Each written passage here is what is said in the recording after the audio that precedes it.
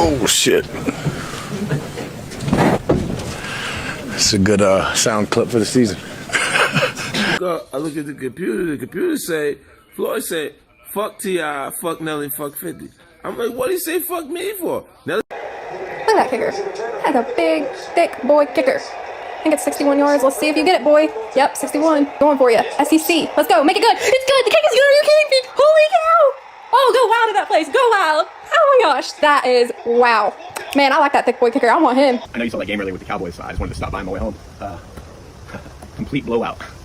Yeah, you're in Cowboys Nation. I don't think you know where you're at. America's team, baby. You're in Cowboys country now. All right? I don't know where you came from. It's Cowboys country over here. So you saw that?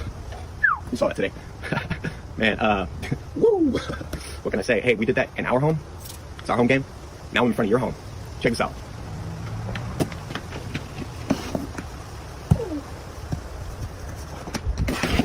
Yeah, go Cowboys, baby.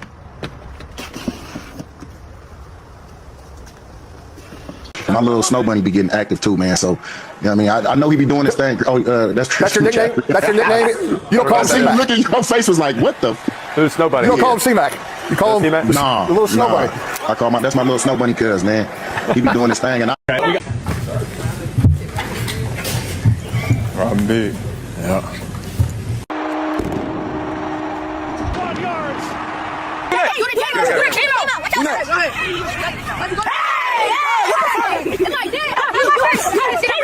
Go ahead. Bro, y'all need help, bro. Who told y'all that? Who told y'all that? J-Mo, that's your fault. Who is it? Daddy? That's Daddy? It's goddamn bingo over there. Goddamn You gonna make it sore with that gun. You gonna make it, yeah, because that's a bruise. It ain't just no soreness, it's a bruise. You gonna aggravate it with the gun. Yeah, just moving, just stretching it. I graduated exercise science. I'm gonna list something, damn it. what keep you motivated though? Because like people like you don't ever get tired. Tired of what? Winning? Jingle bells, jingle all the way. I don't give a piss about nothing but the time. Roll! Time! Roll! The MVP front runner. If anybody else got to say something different about that, then come see me. I'm right here in Beemore outside the bank. If you got an issue with that, come see me. I'm about that. Big trust. Woo woo. Lamar Jackson in the flesh. All right, so why do you continually try to get me to say something that doesn't respect one of them? I'm not going to. So quit asking. You all right? Why? Nick Saban retiring? Huh? Nick Saban retiring? What? It's all ESPN. Oh, no. Hey, Connor, Nate, it's Shane Wells with CNBC. How are you? Pretty good. How are you? I'm going to talk about money because we are the business network and the business of the UFC and all that I'll take sort of over stuff. from here, Nate. You can bounce. take a coffee break, Nate. And by coffee break, I mean bring me my coffee. No. They want you to give us a quick count to 10, both of you gentlemen, if you don't mind, just if you wouldn't mind counting to 10. Nate can only count to 5. 10. Count to 5, Nate, will you, if you can? You can't. You with that coffee. Counting. How about and hurry up with that coffee.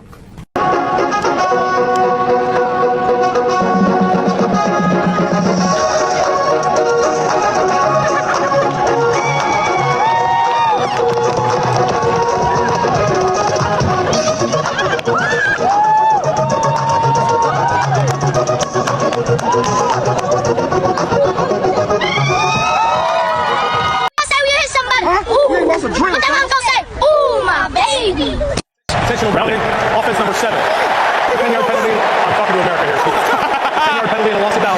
Second down. That is the best line I've ever heard out of official. Go Bulldogs! Yale Bulldogs. Wow. Not so fast, midget. Not so fast. Midget? Yeah, little guy. Hey, not so fast. I go with Harvard. What's the matter? What's the most fun thing you did this summer? Play Call of Duty. Keep your eye on Auburn's Haley Fagan in the handshake line. Puts her hand down while walking by the Florida coaches, and the head coach Tim Walton pushes Fagan in the shoulder right there, and she pushes back. Watch it again. Now you leave somebody hanging a little bit there.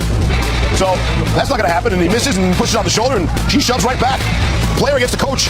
I don't know. I just throw the ball on the ground. Coach say, hit ball, see ball. I throw the ball on the ground. I get it up. And we win the game, baby. And we win the game. Thanks to the team, though. Thanks for the team. Thanks for the team. Remember that. Thanks for the team. It's not about me. It's about us. It's about us. It's about our family. Are you allowed to date other members of the team, or do you have to wait till the season is over? What?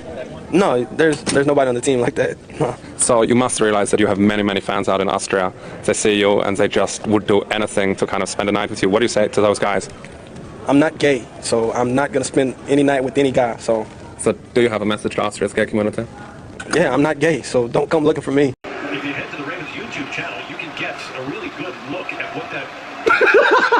I'm fucking tired of this shit. I'm tired of this. It's been 7 years of the same shit. Tired of this shit. Are you in this game? Let him handle it. Let him handle it, damn it. Let him handle it. Let him handle it. Oh, you shut the fuck up and let him handle it. Don't tell me nothing. You understand? Get it off the fucking sideline. Push it on my... You don't push on my damn... Guys, and press it out. Reach the arms up. Puff your chest. Arch the upper back. Look back. Good. And bring it up. Oh. You got it. Take a few more here for Lamar. Mike Jones? Lamar, there was that point in the season where you guys lost 3 straight, 4 or 5. Mike Jones, that's it. Mike Jones, that's it right now. So I'm sorry, go ahead.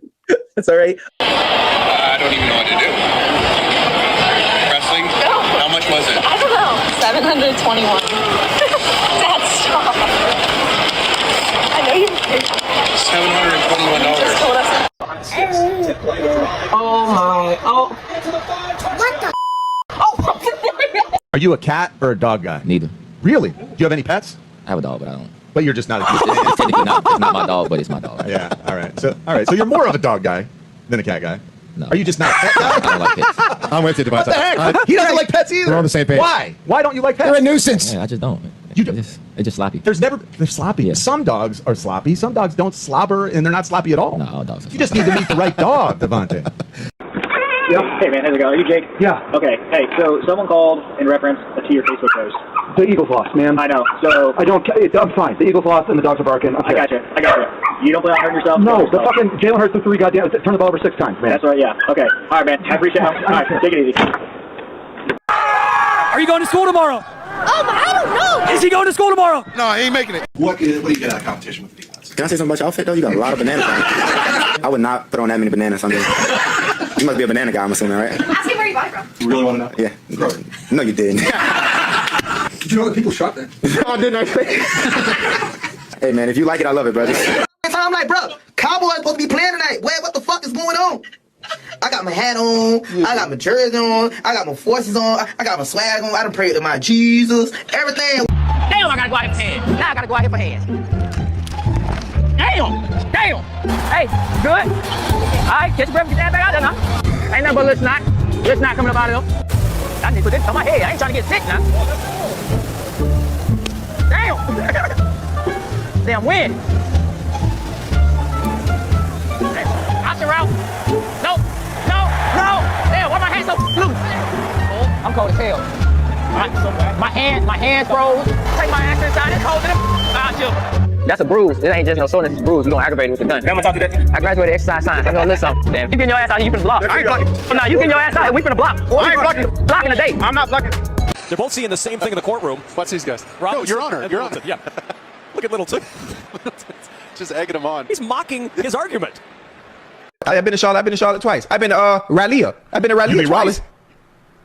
Raleigh. Oh, okay. Close enough. That's how you say it? How you say it again? You for real? But it's spelled R-A-L-E-I-G-H. Raleigh. That's Raleigh. Close enough. Don't worry about it. Yeah, she was nice too, huh? He's just looking at the Kansas sideline. Right there. Now that's inappropriate. That's inappropriate. Now the slant to Williams, and he spins his way into the end zone.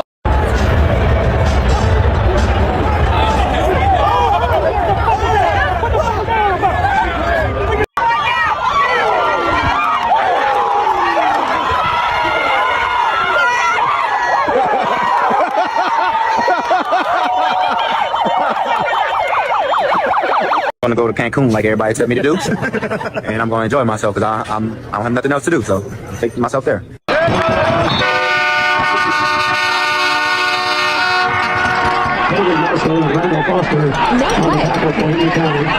Hey, here we go. Daddy, what is hot? Hey, turbo, hey, can. Daddy, what is hot? I knew how important this is 1 for our team. Auntie, chill. I knew I. Run, man. Run the ball. Quit playing.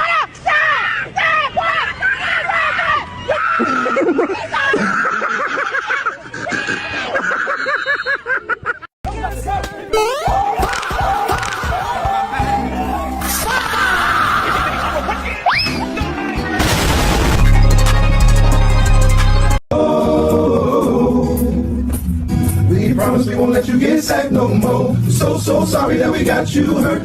Joe Burrow, Heisman Trophy winner. Does this look like a Heisman Trophy winner? Right, it does.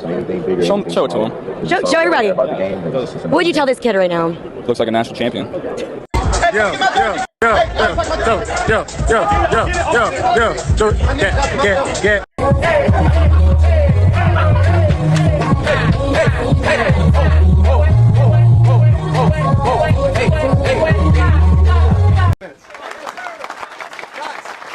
That's the dog mentality.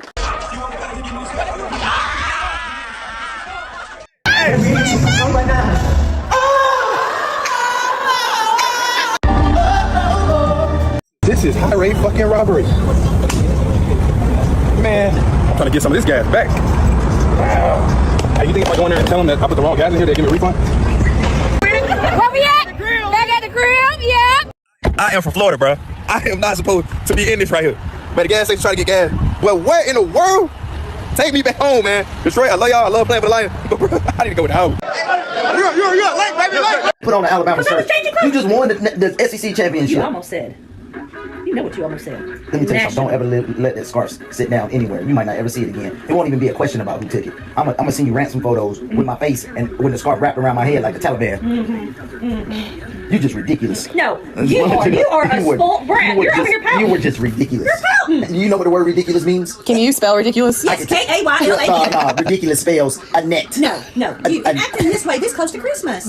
Oh no! Don't you turn into this grandma thing that you got going on over here. If you had won, you just wouldn't. I've never seen anything like that in my life. Oh. Well, that was the Miller. Watch this, dude. Damn. What the? Duh, he bumped that like. I've never seen quick. Oh no! Oh, shit! I see Reggie Bush. And I had to go back and replay this because what the fuck is she crying for, boy? That bitch must have bet her soul on this game. Then watch this next white lady come up. Boy, she act like somebody killed a pet.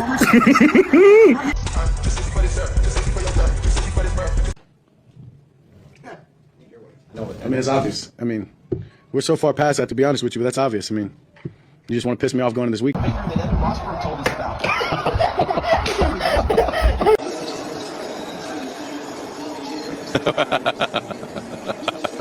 And roll tide. Thank you. Roll tide. Roll tide. That's what. Roll tide. Roll tide. Man, I hate Tennessee because first of all it's Tennessee, and I just hate them because they low down, they dirty, they some snitches, and I hate Philip Fulmer. I hate their colors. I'm not a dog person.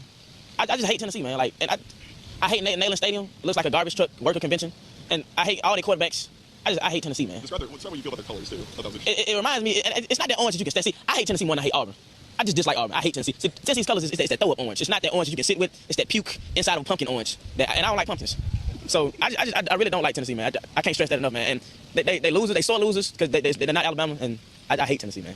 That was beautiful, man. Well, that's every done all year. Thank you, man.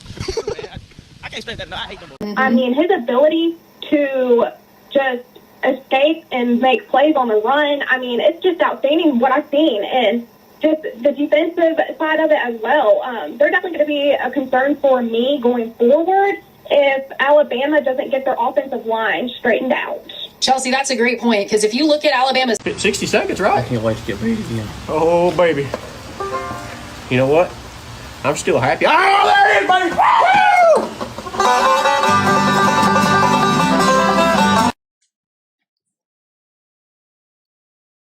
What is up, y'all? Good afternoon, Touchdown Tribe. Hope y'all are doing well. Let me wait for this to get popped up on my screen.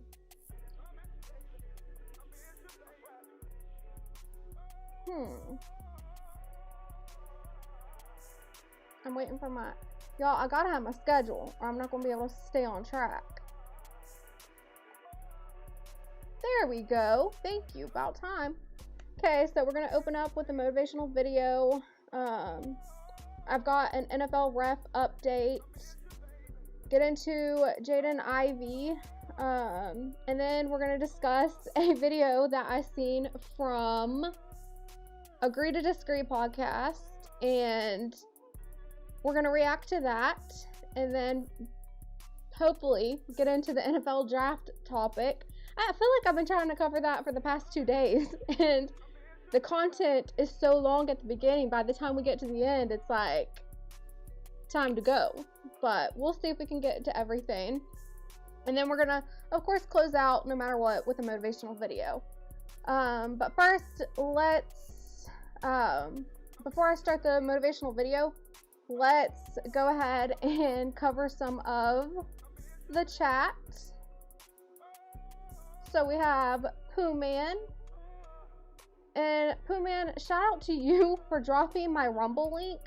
I have been forgetting to tell y'all for the past 2 days that I am on Rumble and I am dual streaming from both YouTube and Rumble. So y'all can go follow me on Rumble now. I know that Coop mentioned earlier as well that that's something that he's looking to shift towards because of how flexible Rumble is compared to YouTube.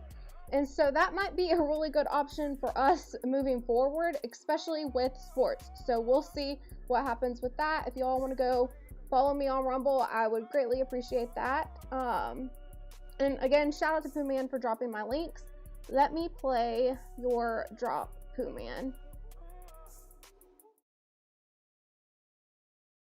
Rolex wearing. Woo! Diamond ring wearing. Woo! Kiss stealing. Woo! Wheeling dealing. Woo! Limousine ride. Woo! Jet flying. Woo! Sucking on a gun. Woo! And I'm having a hard time holding these alligators down. They give me 2 claps and a Ric Flair. Woo! All right. And we also have Postman, aka Mailbox Sports. Y'all can go subscribe to his channel. Let me play your drop, Postman.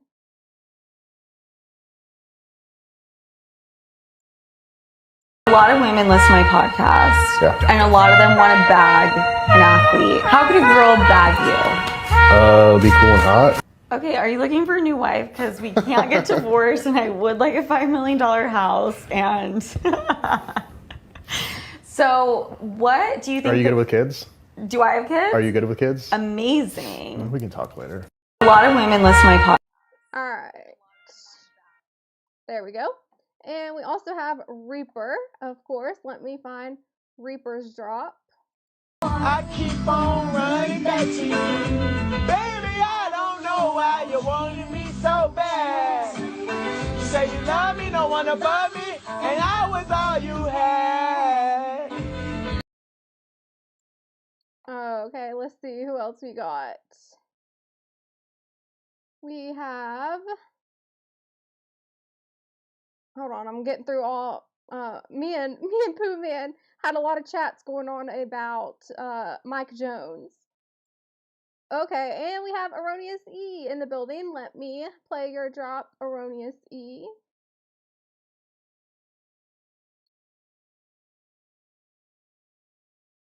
Y'all, it takes me a minute to search through all these drops. There we go, I found it. Hey, you a bad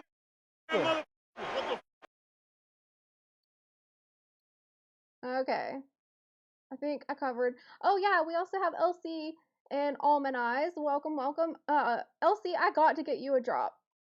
I haven't decided what I want. Pooh Man might be able to help me on your drop, LC. We'll see. But I definitely want to get you a drop. Thank you, Pooh Man, for dropping Mailbox Sports link. Y'all, I kid you not.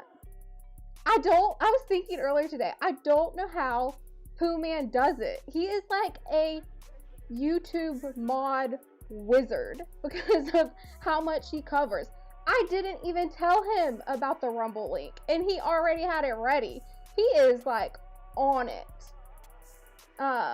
Thank you, Pooh Man, for dropping Almond Eyes' link as well.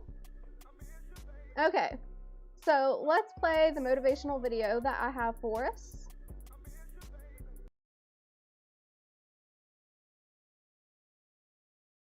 The light ain't on you, but keep making plays.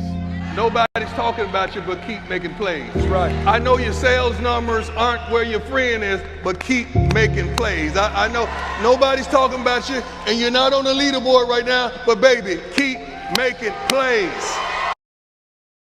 I love that. I'll replay it again. Hold on. The light ain't on you, but first I want to give some thoughts on that.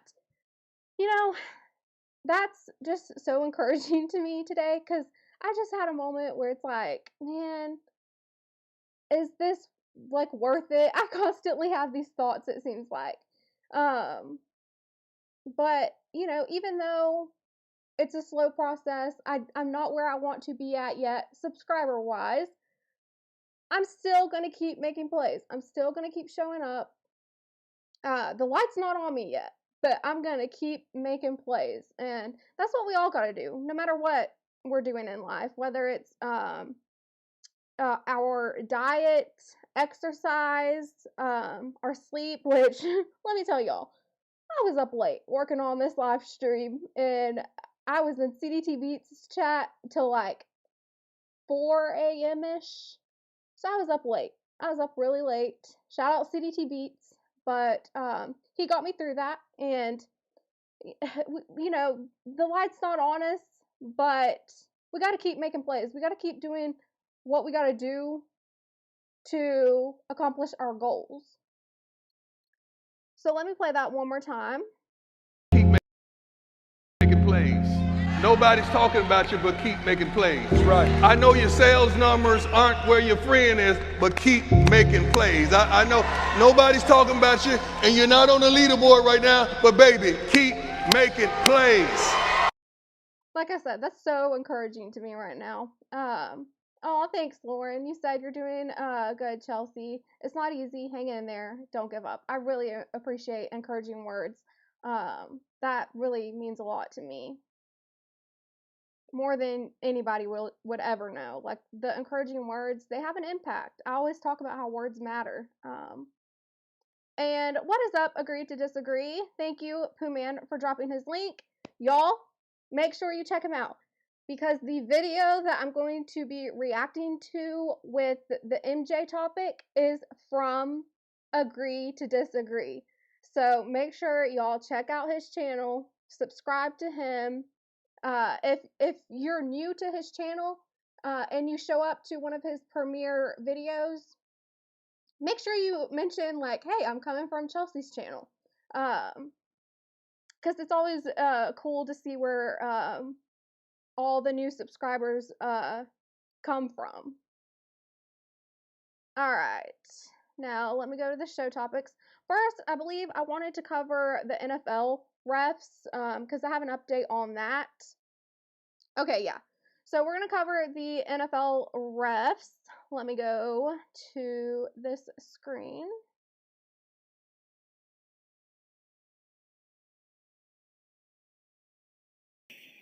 Roger Goodell talked. The end of the day today, they have a day of business. We'll probably get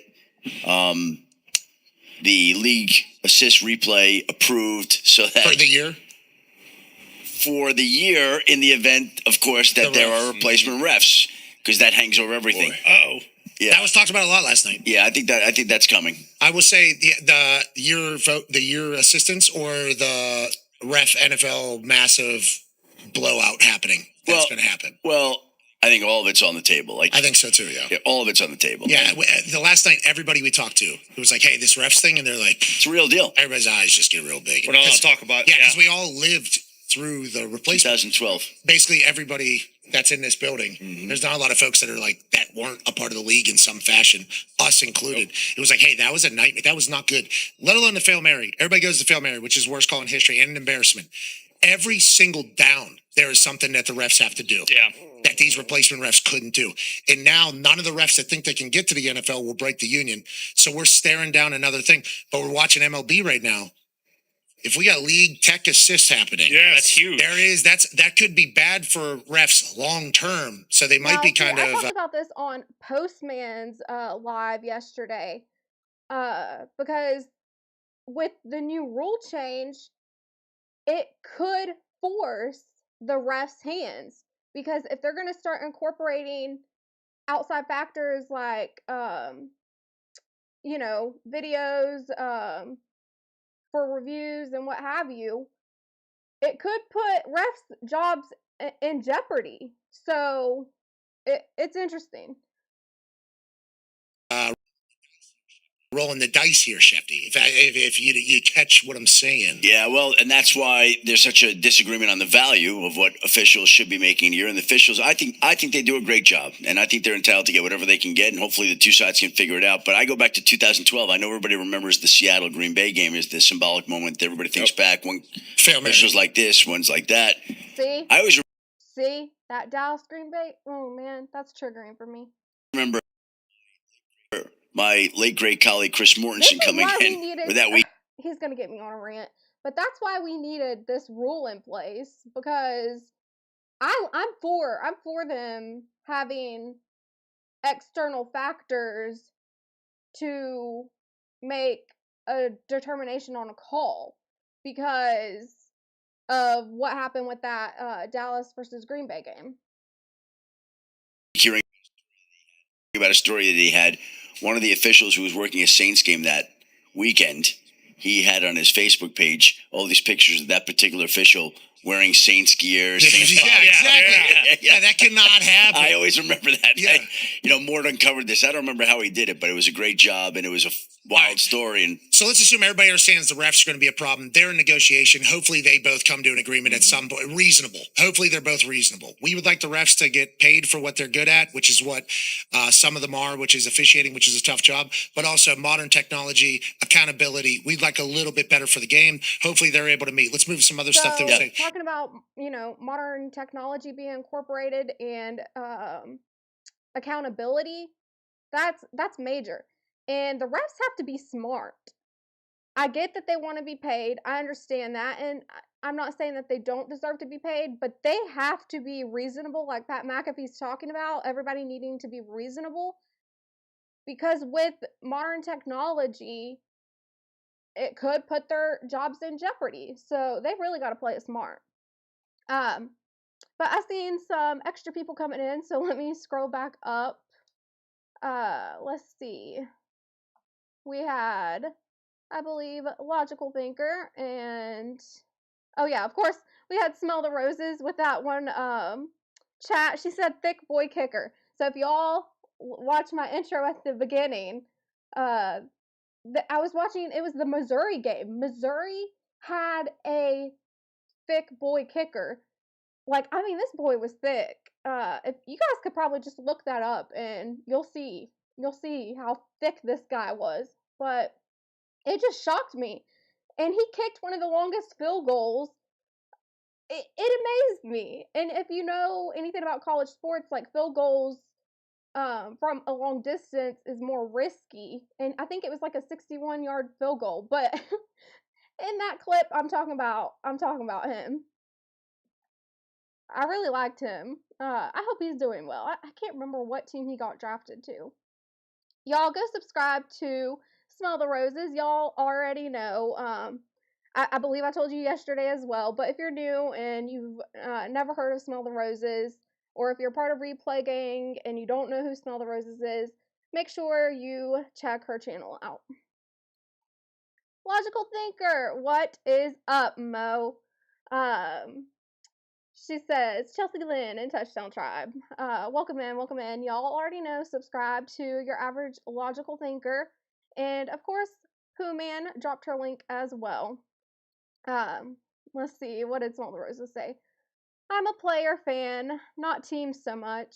I felt that, yeah. Okay, let me keep pushing through all the comments.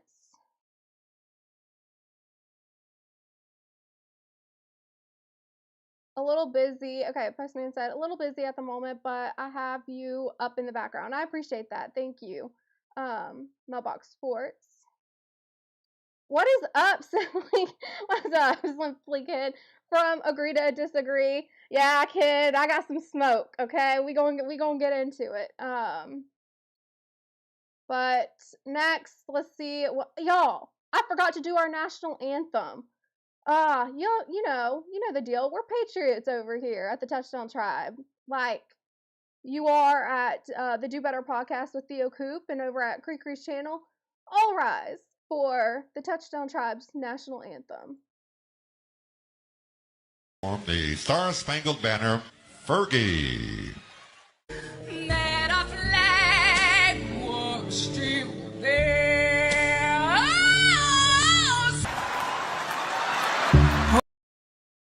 Hold on. I don't think it wanted to play good. On the Star-Spangled Banner, Fergie. That our flag was still there.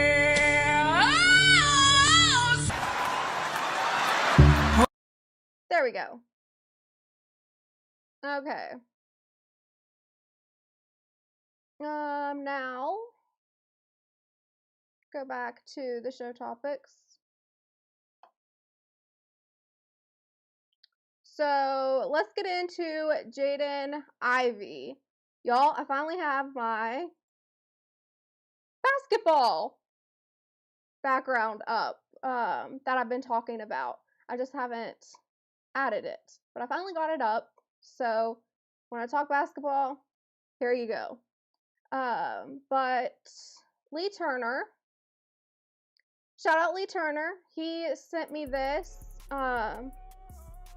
in CDT Beats' chat last night. He asked me if I heard about it, and I'm glad he asked me about it because then I had a ton more ask me to cover this. So CDT Beats also sent me an Instagram message of some content, and then shout out your average logical thinker.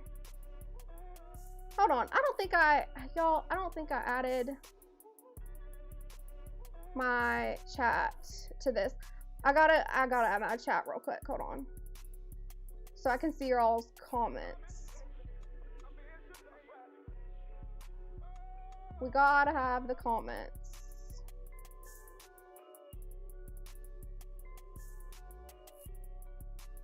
There we go.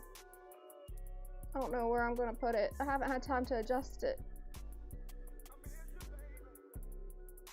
Okay, we're just gonna put it right here for now. But shout out your average logical thinker, Mo Perspective, y'all. Pooh Man dropped her link. Subscribe to her, but she sent me this video, and I thought we could watch it together. It gives all the information. I didn't really get to pay too much attention to it because I was watching Coop earlier, but here we go. LGBTQ. Right? They proclaim Pride Month in the NBA. They proclaim it. They show it to the world. They say, come join us for Pride Month, to celebrate unrighteousness. They proclaim it. Now this is Jaden Ivey, the former Bulls NBA player, on a Instagram Live, I believe.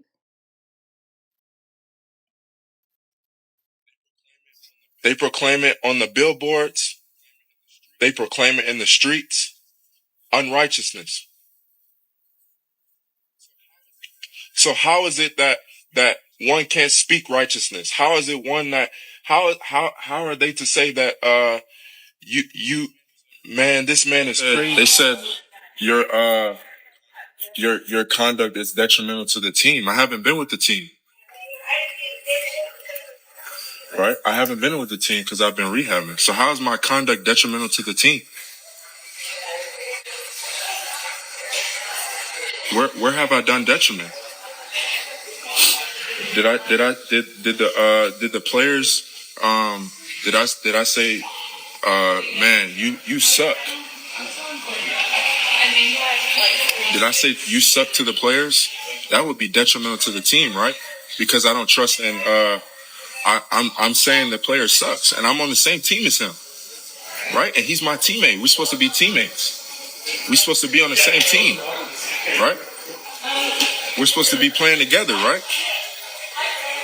We're supposed to be passing the ball to each other, right? Was everything to me. I didn't know God. I didn't know Jesus when I came to the NBA. I was a fornicator. I was a pornography addict. And I used to get drunk. That's all I knew. And after a win, I felt good. After all those points, I felt good. I felt good. I felt like I had everything set out for me.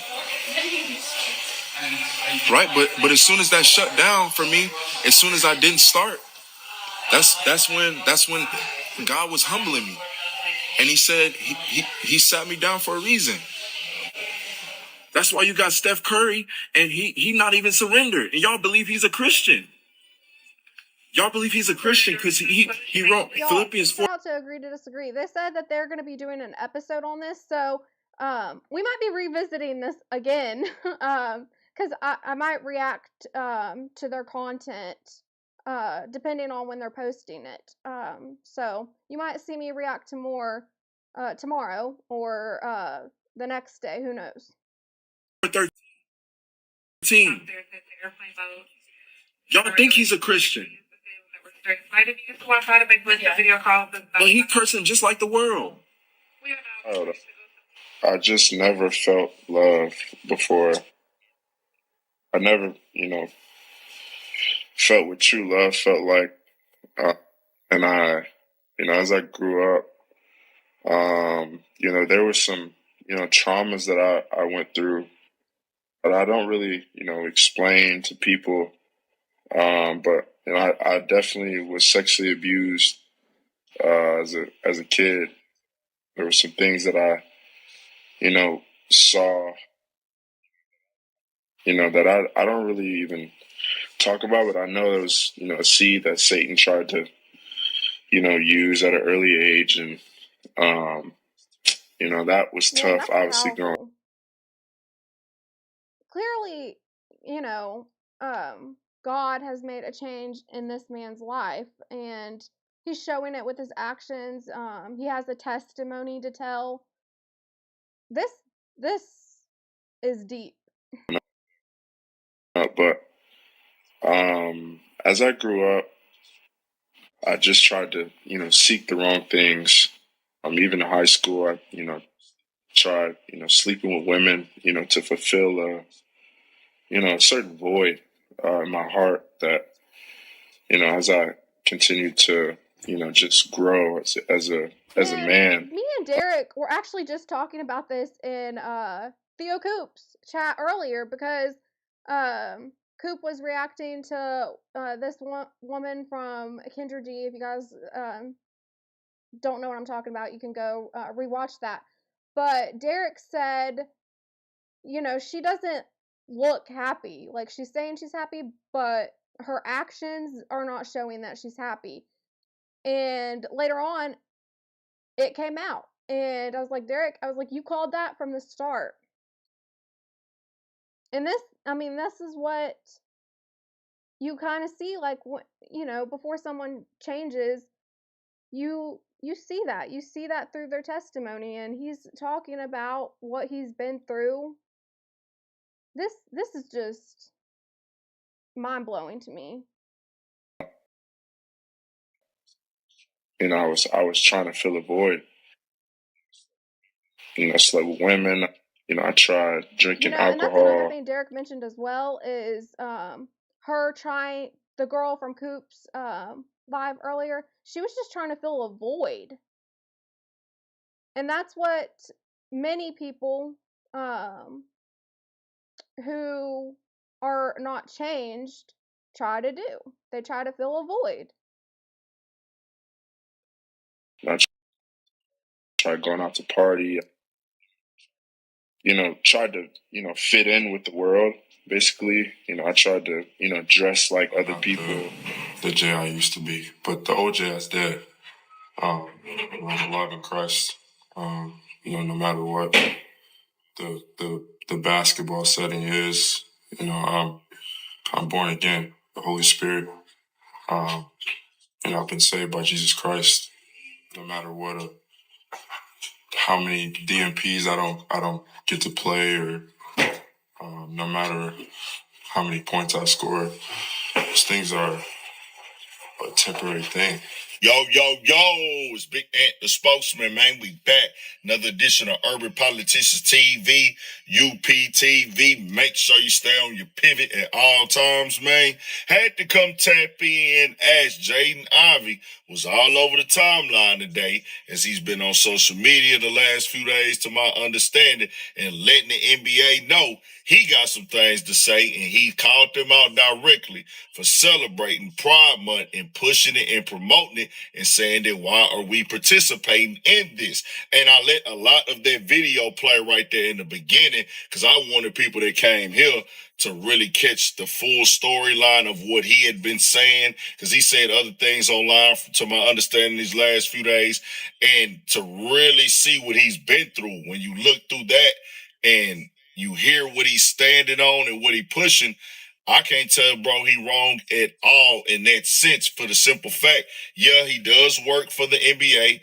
That's his job. You have policies and you are under contract with certain type of things, and you're working for that company that is partnered with the Pride and things of that nature. So feel how you want to feel about that. But it's multiple layers to it when it comes to that, because after hearing what bro said right there, who am I to tell him how to feel?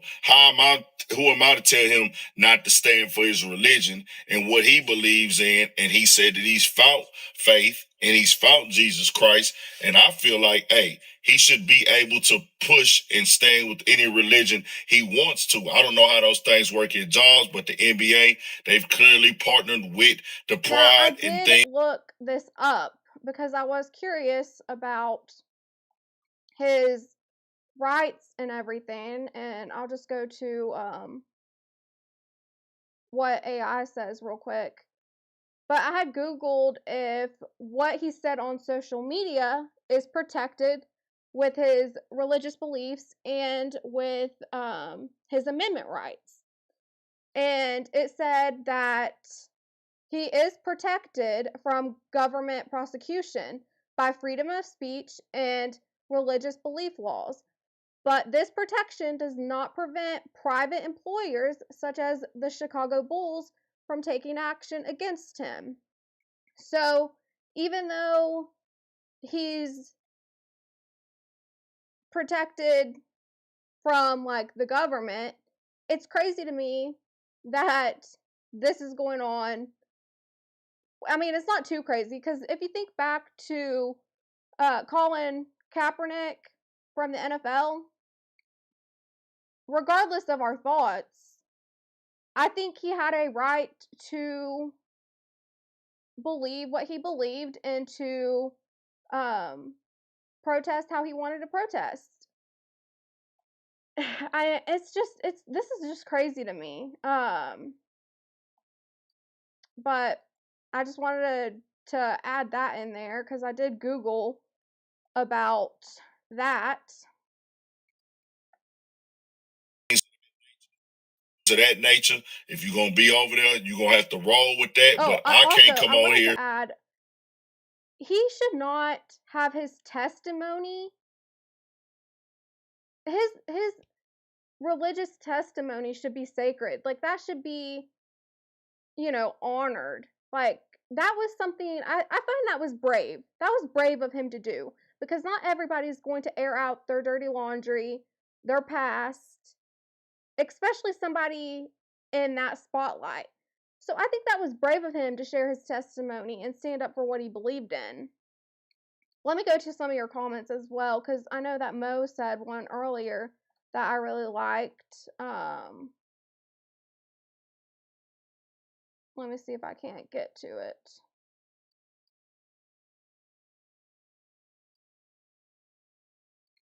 So Mo said, he said nothing wrong at all. However, the sport and entertainment industry have to appease the masses, and what you do off court affects the organization.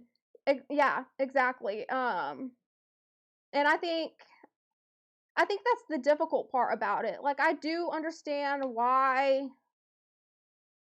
to a degree, I do understand why the NBA would want to take action for this, because it does open up a can of worms if you allow people to say and do whatever. I get that. It's just unfortunate that it's because of his testimony, of his beliefs.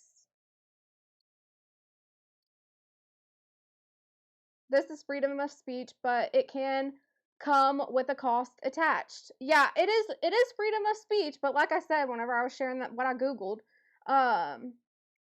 he's protected with freedom of speech and his religious proclamations, but the employer, such as the Chicago Bulls, can cause chaos with it. Let's see. A lot of people will share his story. Truth, Mo. Like, everyone has a testimony. Everyone has a story. Everyone has something in their past. And I don't think it should be held against them. Like, how? It's just baffling. Like, this doesn't just happen at any regular job, right?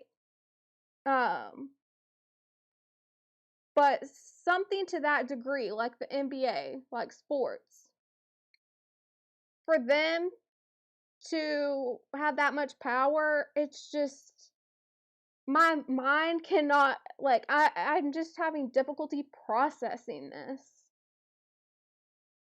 Oh, thank you, Smell the Roses. You go, Chelsea. Yeah, very deep. And there was something else Derek said too. So this man was heading downward fast, then he went to God. Exactly, Derek, exactly. You know, we all have a story like that. Until, you know, some of you I know might not believe in Christ. We all have different beliefs, and I respect that. I think that's really important, is to respect everyone's beliefs. But for those who believe this way, or any type of way, we all have a past. Like, we all have something that we can speak on, and there was a change in our life. We all have a story like that. Let's see what else.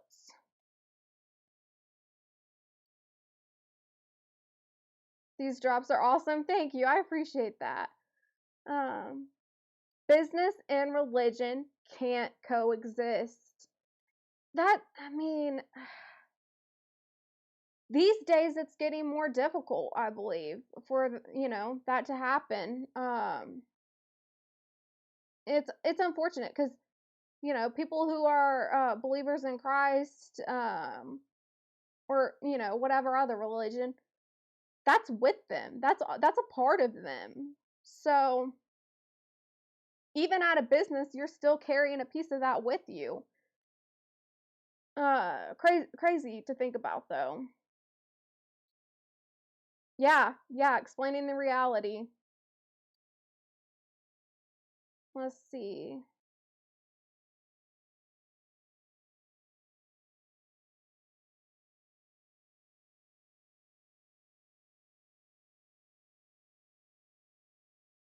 Let me scroll down.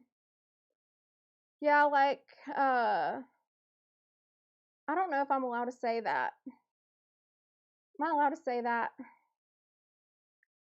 I don't know.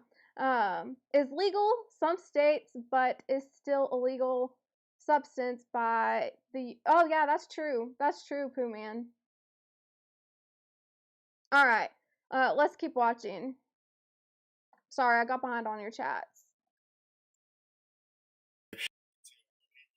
and tell bro he wrong at all for standing up for what he believe in, just keeping it all the way 100. Now, he's actually was hurt already and injured and done for the season, but now they saying, hey, he gone pretty much. I don't know what the future gonna hold. He was a big early Now, this pick. is something I that's do interesting to me too, is he said, like, you know, he was injured and he was out. Sometimes your employers will be watching, like, especially in sports, obviously, they're watching every little thing you do. They're trying to find anything and everything to get out of paying you. And I'm wondering if something, or, you know, just to get rid of you in general. But I'm wondering if something like that, you know, they found an out and they used it because of his injury, they might not have been wanting him back. I don't know. I don't know what his contract was. I have no clue.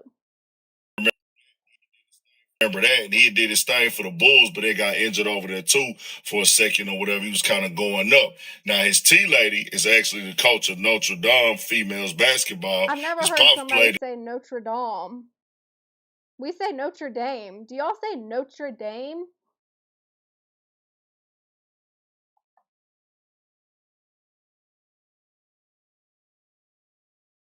Ooh, this is good. I think the bigger question is, why did he go to the internet?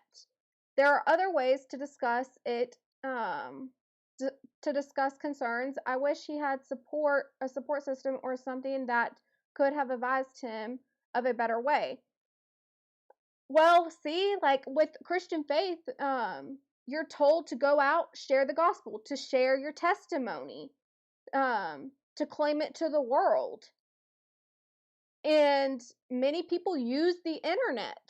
There's Christians you can see every day on the internet sharing their testimony, sharing their beliefs. You also see it in sports. I've seen Will Anderson Jr. from the Houston Texans share, you know, his thoughts, and I've seen Brock Purdy, you know, make mentions.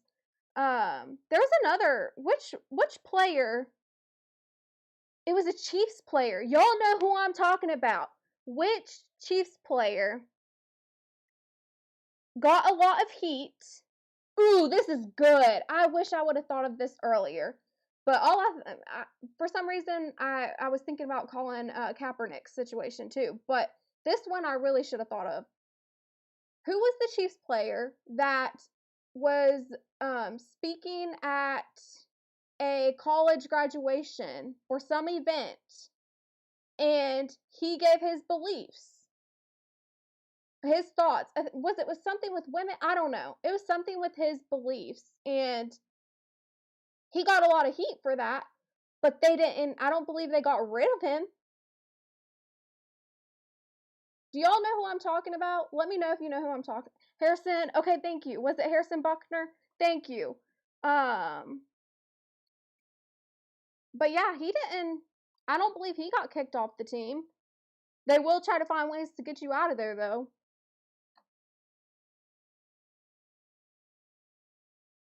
Yeah, exactly.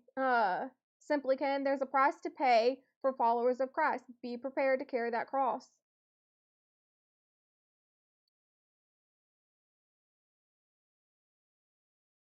What does it profit a man to gain the world and lose his soul?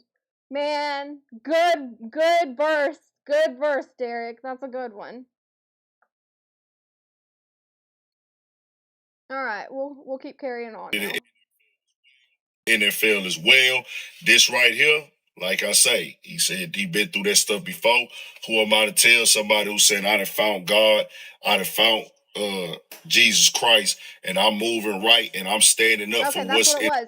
Saying women should be in the kitchen and is not worthy of firing according to the Chiefs. Yeah. See, that's crazy to me. Which, you know, this goes under his beliefs, right? But that wasn't worth firing. Like, you know, you got all these feminists out here. That wasn't worth firing over. But because of this, with the NBA, someone's losing their job. Make that make sense to me. It just doesn't make sense. It's basically the same thing. If you want to get technical, he was technically discriminating women, putting down women according to his beliefs, but he kept his job. That's interesting. Tim Tebow kept his job despite his beliefs. There's another one. I was just thinking about it. It's fascinating because the NFL, minus Colin Kaepernick's situation, the NFL is more, I think, weary of maybe taking action on something like that. I don't know.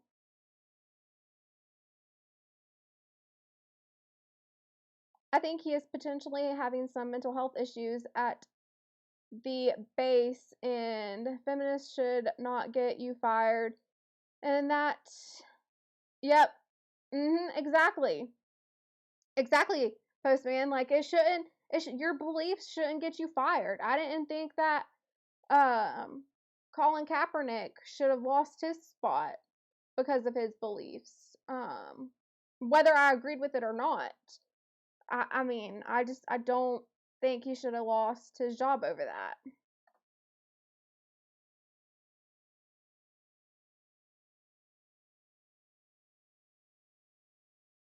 I wonder if he had. I'm sure at some point Tim Tebow has said something, because he does have. Well, no, he is still part of the SEC network. So I'm sure, and he does a lot of speaking engagements for his faith. So I'm sure at some point he's probably said something that someone would disagree with, especially if it was the NBA.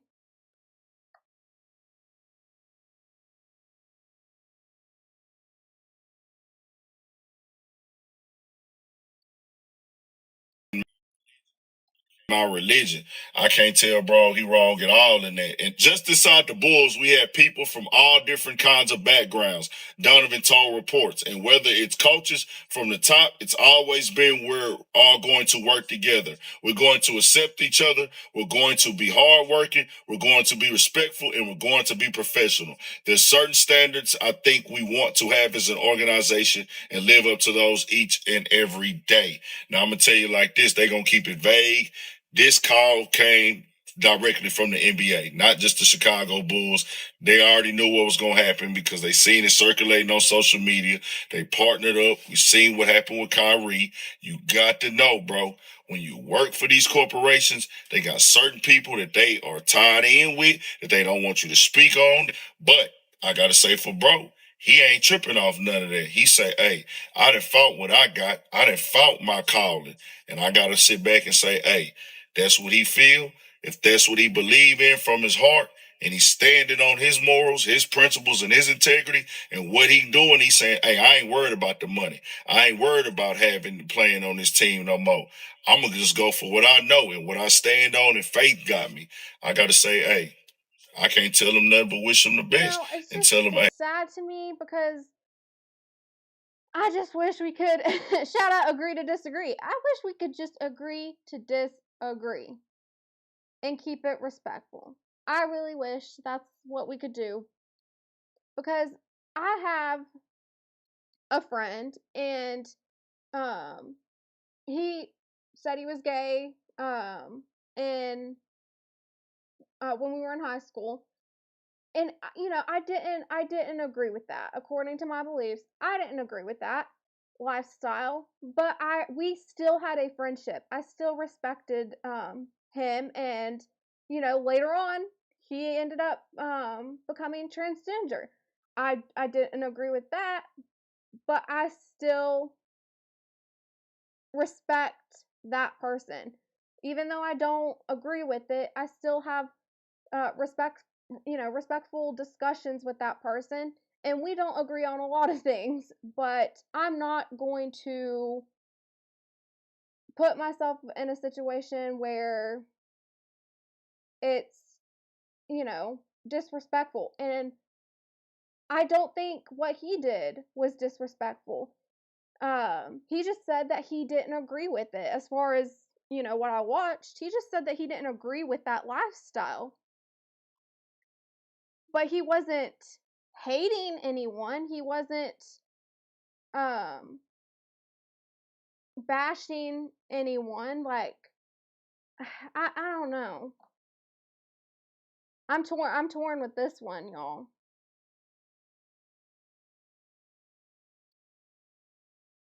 Agree exactly. Work has a standard and cross the line. Facts over feelings, and you have to operate differently because work doesn't have to tolerate your beliefs, just life.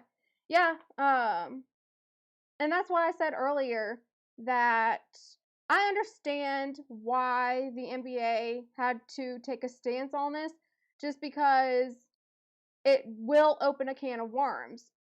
Because then you would have anybody and everybody thinking they can just say and do whatever according to their beliefs. And, you know, they mentioned, who was it? Which one was it that made, was it Kyrene that made that one comment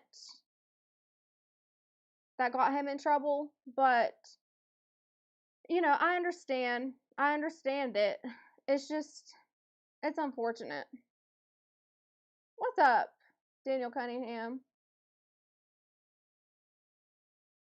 He called them unrighteous. You know, that's according to the Bible. Like, he's referencing something from the Bible. Like, it's not just, you know, a disrespect directed towards a certain person. It's just not agreeing with their lifestyle, calling it unrighteous.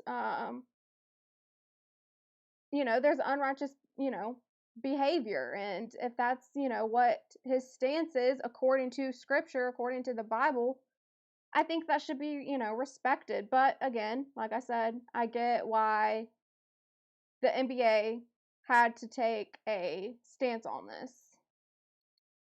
At the end of the day, it's about money and sponsorship. Bars.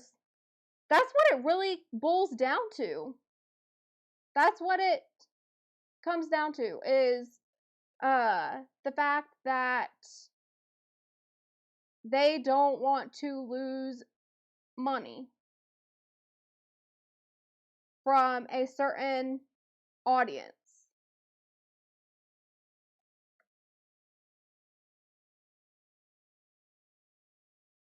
Okay. Well, that's all I have for that. Again, Agree to Disagree said that they will be talking about this, so I could be revisiting the subject and reacting to one of their videos, but let's keep it moving.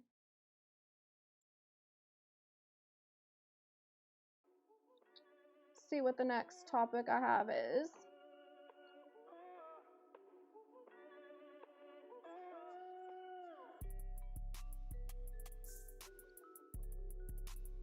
Oh, that's another thing, G Honda. That's actually a great point. Is the others in the league.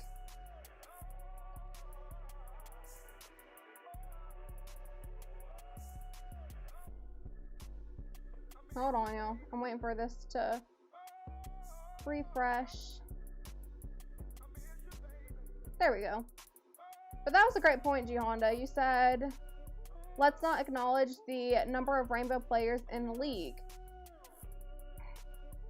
I think that's another reason why the NBA had to take the stance they took.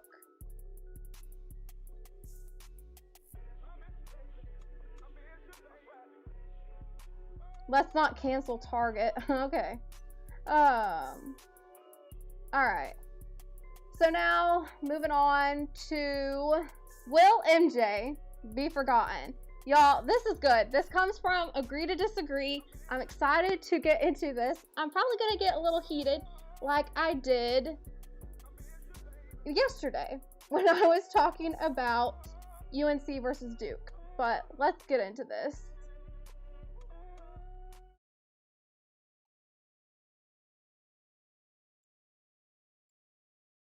Let's travel. I like that. That's hot. Let's travel to the future if we will. That was cheesy. That was so corny. That was so corny. I got to say, that was corny. Spock. Will Michael Jordan Okay. still be considered the GOAT 50 years from now? What say you? Who wants to start? Michael Jordan be 50 years from now. In 2026? In 2076. Will Michael Jordan still be considered the GOAT amongst the masters? Yes. What say you? Explain. Yeah, I would say because the players, unless somebody will come in with the drive and the will and determination like Michael Jordan had, that's what make Michael Jordan the GOAT. Yeah, he scored points or whatever, man, but his will to win, man, it wouldn't be ever matched. These kids nowadays, they don't know. Everybody's about the bag. They're all about the money now. They don't care about the wins and whatever. They can get hurt for 6 weeks or this. Real to Sports podcast as well. He was a guest, and y'all go subscribe to him. Okay. Their finger and they out for 6 weeks or whatever. They don't care. They're not like Kobe Bryant who broke his finger, and still played. They're not like Kobe Bryant who tore his Achilles and still hit 2 free throws. Right. So it's just the will. And Michael Jordan, that's why Michael Jordan, even today in 26, he's still considered the GOAT because of the desire and the will he had and the drive. LeBron James, I'm not going to take away anything from LeBron James. He's a phenomenal athlete. I always respect him. I'm not a big fan, but I do respect him as a professional athlete. But he just don't have that oomph that we seen from Kobe Bryant and Michael Jordan, even Magic Johnson and Larry Bird as well. What you say, Ken? So, absolutely, and I think it's even going to be more intense. Let me kind of tell you why. So, as he was playing in his 3rd year, he was regarded as the greatest of all time. The NBA at that point was around for 40 some odd years. So he was like something that you've never seen. And he was respected by those that were his peers at the time as the greatest at the time that he was playing. And those same individuals, after they were done, still regarded him that way. Now we're 25 years outside of his last playing, his last time playing, and he still holds that title. He's a legit anomaly. He is the standard, right? Yes. Michael Jordan isn't just a basketball icon. The way that we regard his greatness is synonymous with life. Right. People say you are the Michael Jordan of podcast. Yes. You are Absolutely. the Michael Jordan of baseball. You are the Michael. That's not going anywhere. No, sir. His greatness, and people don't get it. It's what he did on the court, his approach to the game, the reason that he approached the game the way that he did, his organic upbringing within the sport, right? And his commitment to the fans. You're not going to see that combination anymore, in addition to the fact that he was all about winning, and he was uber competitive. Yes. Wilt Chamberlain's numbers and what he did on the court have always, they've been bigger than Michael Jordan's. Right. But Wilt became like kind of an afterthought because it was only, I think, 12 teams or this, that, and the other. And, he was the biggest, he was the tallest. Because Mo hit the Cash App. Shout out to your average logical thinker. I appreciate you, your average logical thinker. You know, y'all should go subscribe to Mo. Let me hit the drops, okay? I gotta remember where I'm at though. What's the timestamp? Okay, 4:09. Okay.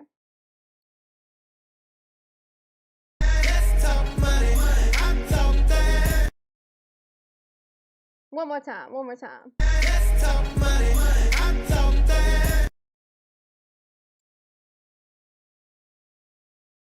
Let's travel. I like that. That's hot. Let's travel to the future if we will. That was cheesy. That was so corny. That was so corny. I got to say, that was corny. Spock.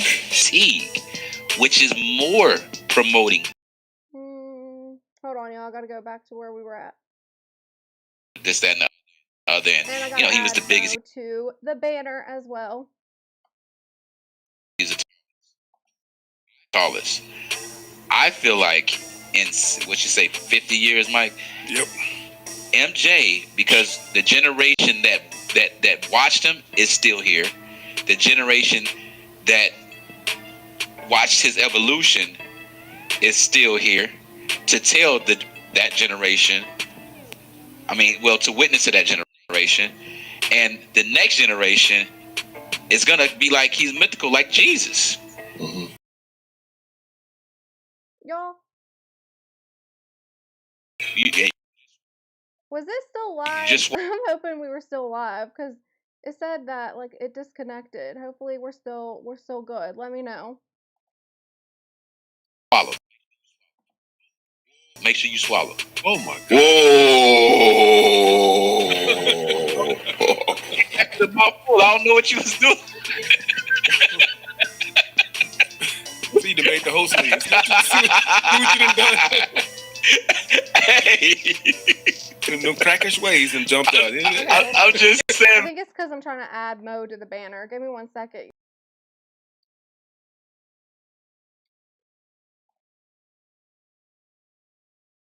Look, he had to take a moment. He had to got this. So he wasn't ready for that. For those in the chat, when my man starts talking like this, he gonna be missing for. Over for right about here.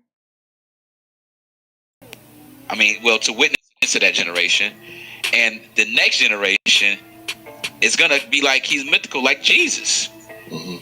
The things that we're talking about of this guy and what he's done, that excellence is not going to be able to be exuded. So he's going to be that thing that's been talked about forever. And we probably going to get into our next question with this is, whoa. I'm not going to answer. Whoa. I was going to pass the rock, Kobe. Goodness. You know what I'm saying? Hey, you see what I'm saying? You just swallow. Make sure you swallow. Oh my God.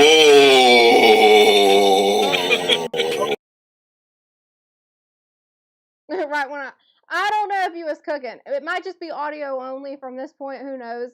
Just hang in there with me, y'all.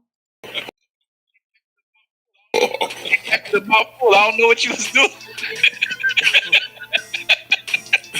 See, you made the host leave. See what you done done. Hey. Them crackish ways and jumped out. I'm just saying, look, he had to take a moment. He had to get this up. He wasn't ready for that. For those in the chat, when my man starts talking like this, he gonna be missing for like 2 weeks because MIA. I apologize. It ain't gonna be vacation this time. MIA. But yeah, man, I think MJ gonna be MJ. I think his allure is only going to grow.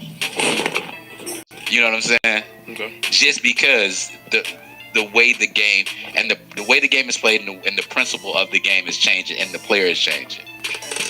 You know what I'm saying? So that's my take. You know what I mean? Okay, I respect both of you guys' takes and pause. And I believe that your take is based on your age demographic. Mm-hmm. Being totally honest. Mm-hmm. So in 50 years, I will be. Thank you. 97 going on 98. Right? I'll be the minority in the population. Mm-hmm. The millennials will be the minority. The majorities will be the Gen Z. Q. Right?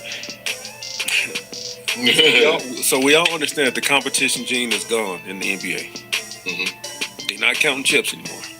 Right. Think about how they describe Bron, and they trying to make him the GOAT right now. They justify it by his longevity, his total points, all these records. Agree to disagree. Podcast on this one, aka Mike Check. I agree with his point on this, and I have proof. I have proof to back this up. I have proof that what he is saying is true. That he's, setting. He won a chip with 3 different teams. So these are the standards that the new generation, was ludicrous, but they already telling you what they're respecting and why they're trying to make LeBron the GOAT based on those silly stats. As silly as those stats are, again, in 50 years, we'll be up out of here, and the millennials will be on their way up out of here. So I think Jordan might drop to 3. I want you all to think about this, okay? I want you all to think about, first, you have to separate your mindset from the brand, from the Michael Jordan brand. We're not talking about his fashion with the shoes. We're not talking about any of that. We are talking strictly about his game. Focus on Michael Jordan's game. That's first, right? And then, he's bringing up the generations. And like I said, I'm going to have proof. I'm going to come with proof of people I know personally who stand 10 toes down on LeBron James. And this mindset is being passed down to generation to generation. When you get that engraved in your mind, it's going to have an impact on who people view as the GOAT.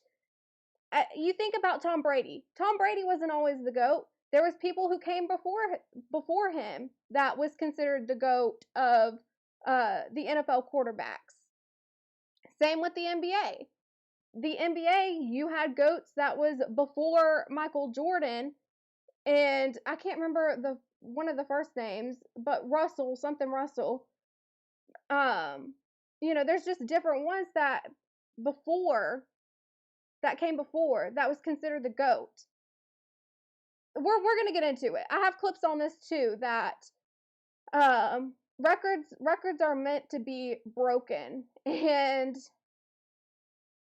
whenever these views are getting passed down from generation to generation, it's going to be more difficult for Michael Jordan to remain the GOAT. 30 years.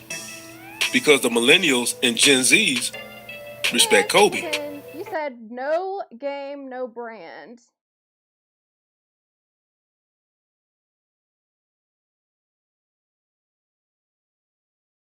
True, my dad had an autographed pic of Kareem Abdul-Jabbar hung up, therefore he was great.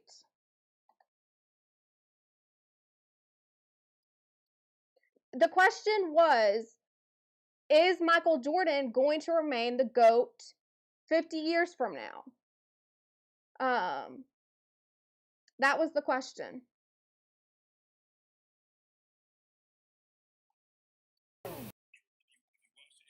True. If you watch the internet, you watch they say Jordan.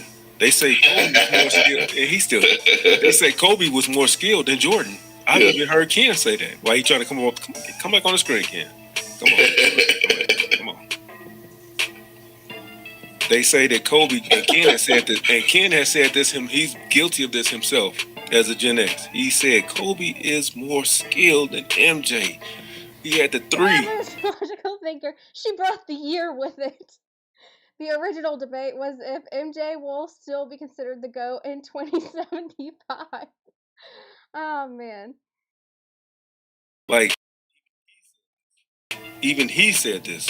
So it would only be logical to believe that in 50 years, Kobe will surpass Jordan and LeBron will surpass Kobe. Just based on, I'm not saying I feel this way. I'm just telling you what I'm hearing online. the excuses that they're giving LeBron for being the GOAT, which we know he's not the GOAT. I'm going to show you proof of people I know personally. Y'all are going to get a kick out of this guy. But friends of mine that I know personally who truly believe that LeBron is the GOAT. And this person has kids. It's getting passed down to his kids to have this mindset as well, including his family, all of that. So there are new generations coming up that truly believe that LeBron is going to be the GOAT, or is the GOAT. I'm a millennial, and my friend that I'm going to show some of his lives of him talking about LeBron, but he's a millennial as well, just a year older than me, and he's someone that truly believes LeBron is the GOAT. Absolutely. Well, who cares what we think? We the old heads. Right. So, they didn't even call Kareem the GOAT. No, that GOAT conversation didn't start till what? Michael Jordan. Yeah. It's crazy. So unfortunately, I don't know if I truly believe that. Like, they might not have labeled it the GOAT, but there's always been a debate of who is the best player. So even if it might not have been labeled the GOAT, there's still always been a debate of who's the best.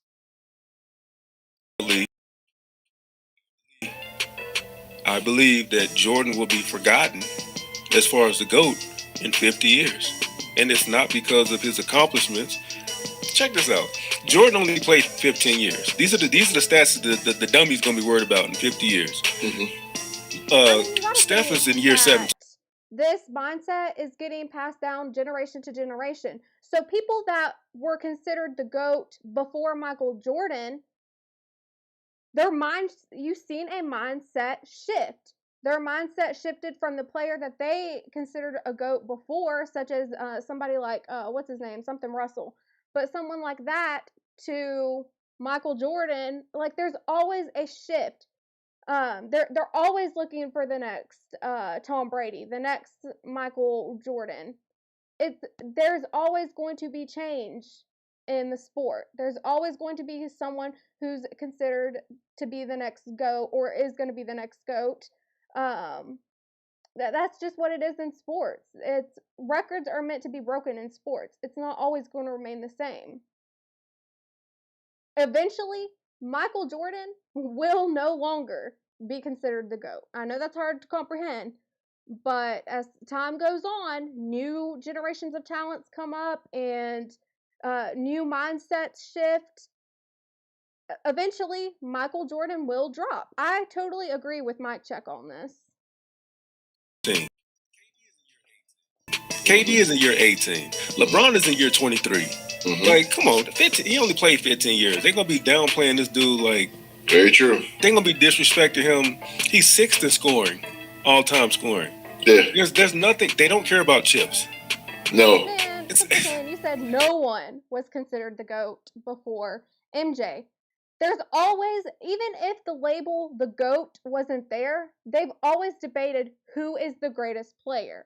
People have had these conversations for years in sports. Who's the greatest? So even if it wasn't labeled the GOAT, people have always debated who is the greatest in a sport.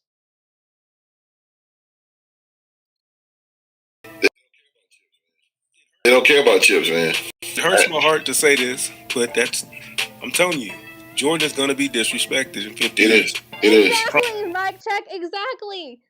And I'm so glad you brought that up because I have those clips too. I have those clips from MJ himself talking about the eras to eras comparison. Y'all are going to hear it from him too.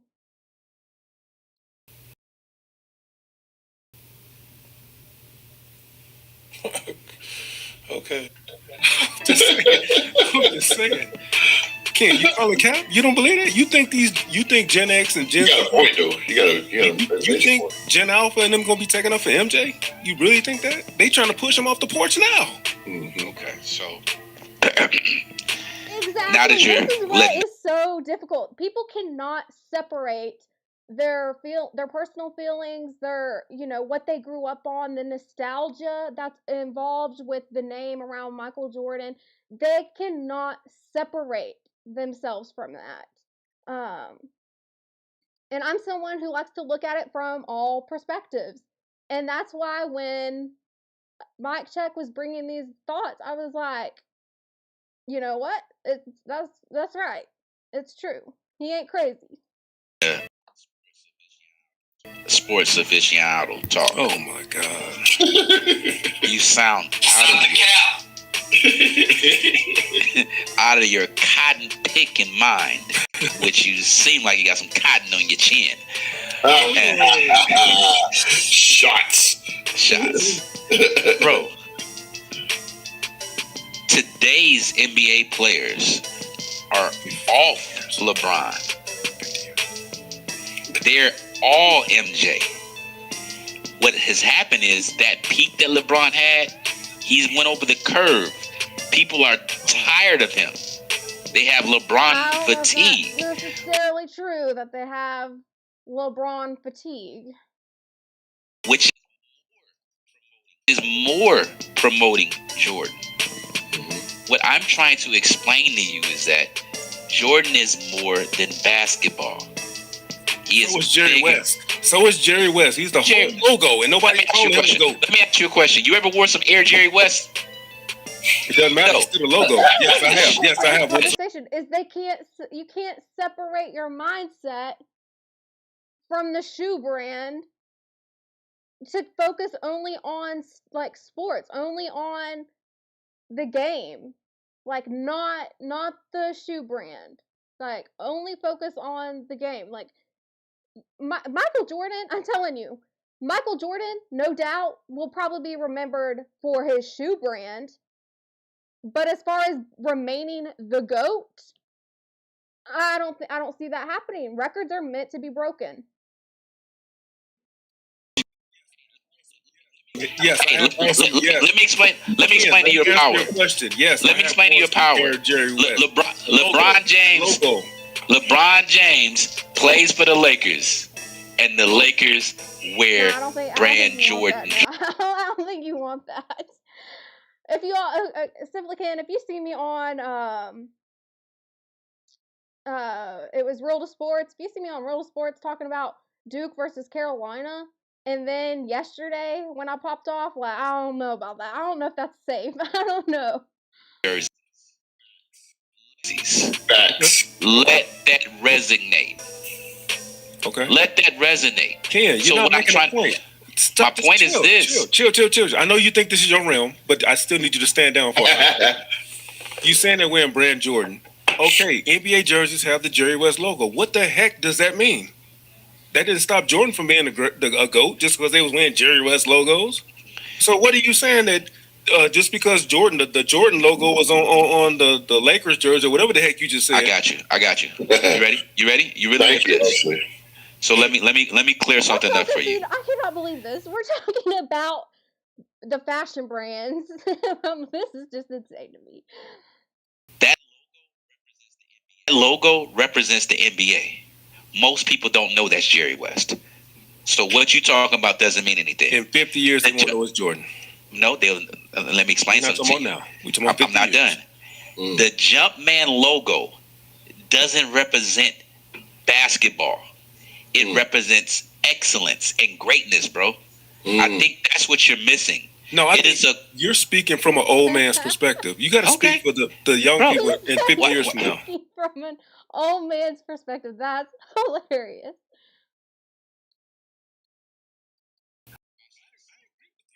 Watch this. I agree with you. Host, you got kids? Yeah. Okay. Your youngest kid. How old is your youngest kid? 7. Never saw MJ. No. Has he ever had he or she ever had a pair of Jordans? We're not talking about the brand, the shoe brand. We're not talking about that. We're talking about his game. Yes. Icon. Hold on. Stop. So hold on. I get what you're saying, though. Let me finish. I'm not done. I see where you're going with it. Go ahead. I'm not done. Do you understand? I'm gonna tell you this, host. So the fact that your 7-year-old wears Jordans is I'm not done. Is a reward. There's pride behind that. Your kid is gonna grow up understanding that, oh, somebody my dad wanted me to be the best or wear the best. That logo is a brand, and that brand is synonymous with excellence and success. But we're not talking about him being remembered for the brand. We're talking about him being remembered for his game. And like I said, records are meant to be broken. Eventually, Michael Jordan is going to drop. Things are going to change. History will change. We see it all the time in sports. All the time. And I'll keep saying it over and over again.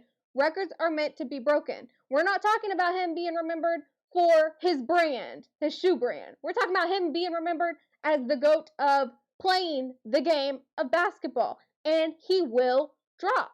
He's going to drop. What I'm trying to tell you is people that never played basketball understand the word and name Jordan, and that's synonymous with greatness. They see the shoes. That's having a part of greatness there. Damn. You're talking about just basketball. Sure, records are going to be broken, but I'm trying to tell you that just like Muhammad Ali was talked about as the greatest of all time, Jordan is going to be that times 150 years, because it's not just like people. Do you know my kid? Yeah, my kid don't even know Michael Jordan played basketball, but he know what Jordans are. He knows will be remembered for the shoe brand. Like I said, no doubt he will be remembered for Jordans. There's no question in my mind about that. But it's his game. It's the game of basketball. How will he be remembered? Will he drop as the GOAT? Absolutely. Everybody wants those. He knows that they mean something, even though he doesn't understand what they mean. We're talking about the shoe. We're talking about the shoe. We're having two different discussions. No, we're not. We're talking about the brand. Exactly. We're talking about two different discussions. He's bringing the shoe into it, the shoe brand into it. That's a whole separate discussion. You have to focus only on the game. You have to leave your nostalgia around the shoe brand, like all of that. You have to separate yourself from that and only focus on the game. I know it's hard to do. I know it's going past some of y'all's head, but y'all have to focus not on the shoe brand, but on the game. I'm talking about the GOAT. What is behind the shoe? Are we talking about him being the GOAT of a shoe brand, or are we talking about him being the GOAT of basketball? Which is the discussion here? How you want to play this, Ken? Tell me how you want to play it, because are you wanting him to be the GOAT of the shoe brand or the GOAT of basketball? Which is it going to be? Man. What a 7-year-old? Are you asking a 7-year-old or a 47-year-old? Who are you asking? I'm gonna tell you this. I know there are 7-year-olds that understand that Jordans are better than Pro Wings. Pick a lane, okay? You're killing me here, Ken. You're killing me. Pick a lane. Is it the shoe brand or is it the GOAT of basketball? Which is it? Pick a lane, because you can only pick one. Is he going to be the GOAT of basketball, where records are going to be broken in a sport that we see time and time again throughout history? Or is it going to be the GOAT of a shoe brand? Why? God, Pro Wings, I remember them joints. I know, right? Why? Oh my God. That's my point. I'm trying to tell you, because of his excellence on the basketball court, that they never seen. That they never had to see.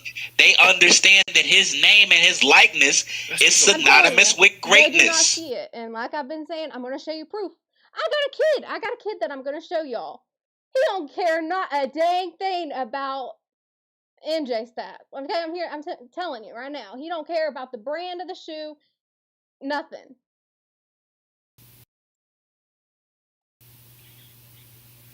King got a point though. I'm keeping it a buck, bro. Listen. Nope. Hey, if you got y'all are both in the freight business, right? If there was a guy that y'all know had the dopest truck and he was on there, you know, he never slept and he was killing at trucking, you would call him the Michael Jordan of trucking. Michael Jordan, right. Iconic. It's iconic. Yeah. That's what I'm trying to explain to you why he will never be. Here, you're gonna get me heated again. What made the brand what it is? Do you know how many great players had a shoe? His greatness will always live. So the GOAT for a shoe brand? Because if we're talking about the game of basketball, where in sports records are broken all the time, there's new GOATs all the time throughout the history of sports. That can change. Like, which are you want? Pick a lane.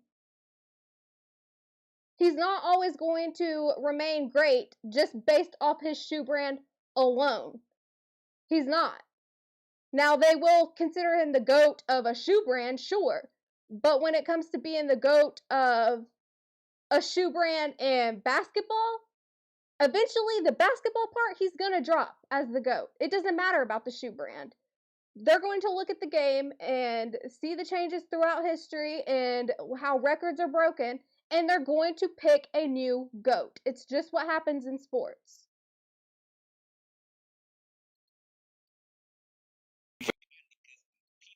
Forgotten because people compare his name is synonymous with excellence. Why they said he was going to be forgotten? Who's the first person? You're adding layers. You said what? All I said was the GOAT. He is. And I'm trying to tell you, his excellence in basketball has taken him well beyond the basketball court. That GOATness is not just because of what he did, but it is the foundation of why he's the GOAT. If your theory was correct, then why do these young heads, these YNs disrespect Jordan? Who? No, they're not. Disrespect his game all the time. Bro, listen. I forgot he's not an internet dude. I forgot he's not an internet dude. Hold up. Boy, hold up. You can whatever you want to find on the internet, you can find. But I'm telling you this: the YNs that disrespected him, look at their feet. Facts. That's what I'm trying to say. That's just fashion. We're not arguing them forgetting like him dropping from being a GOAT according to his shoe brand. We're not talking about that. Sure, he could remain the GOAT of a shoe brand, no doubt. But remaining the GOAT of basketball is insane to me. When we see sports records broken all the time, we see new players all the time break, history with what they're doing. How can he remain the GOAT? Especially when you have a new generation of kids that's passing on the mindset of a LeBron James being the GOAT. Stacey Adams, you're missing it. You're missing it. Okay, watch this. Have you ever wore Dr. J's? Have you ever wore Magic Johnsons? Yes. Because all them Negroes and wear shoes. Yes. They all got shoes. Yes. You got Chris Paul's? Chris Paul, no. Oh, my fault. He wears Jordans. I'm sorry. You're missing the point, bro. I get what you're saying. You can have an argument all the time. YNs are gonna do that because they want to have something associated with them as their greatness. That's the point I'm making. I'm not done.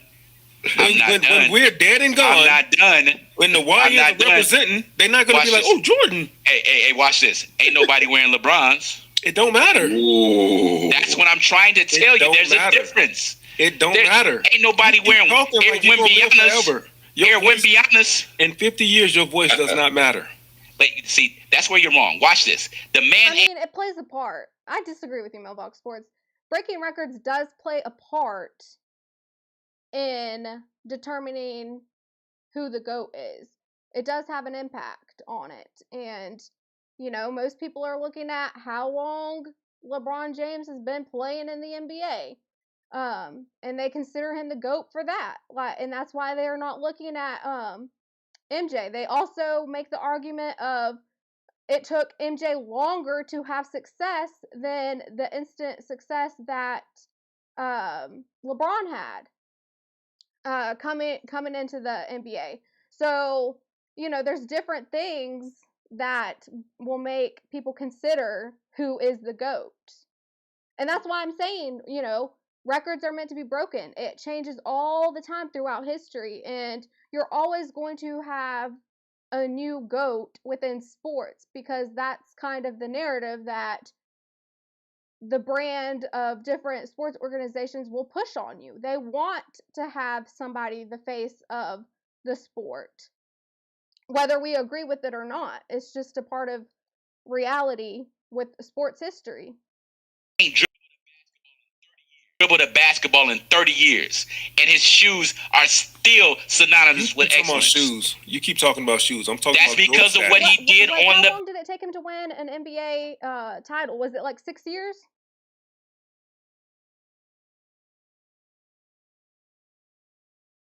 Because I thought MJ was like 6. But this is just something that I heard according to whenever Charles Barkley was on Nightcap. He talked about it.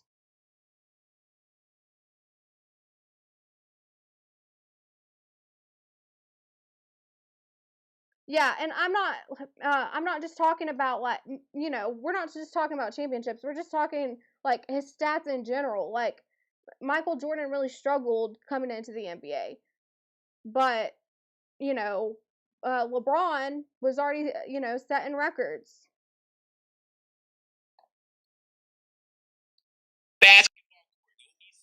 Basketball court. He's still the GOAT. He's still the GOAT. He was the GOAT his 3rd year. Period. Stats don't listen. He wasn't leading the NBA all-time leader in points. Scored his 3rd year. I don't think you understand. No, I don't disagree with you. I don't disagree with you. You can't. I never disagree with you. You can't. I don't disagree with like Michael Jordan's accomplishments and the brand. I don't disagree with Ken on any of that. My point is times change. It's like you're going to have new moments that are carved out in history. Like it's not meant to last forever.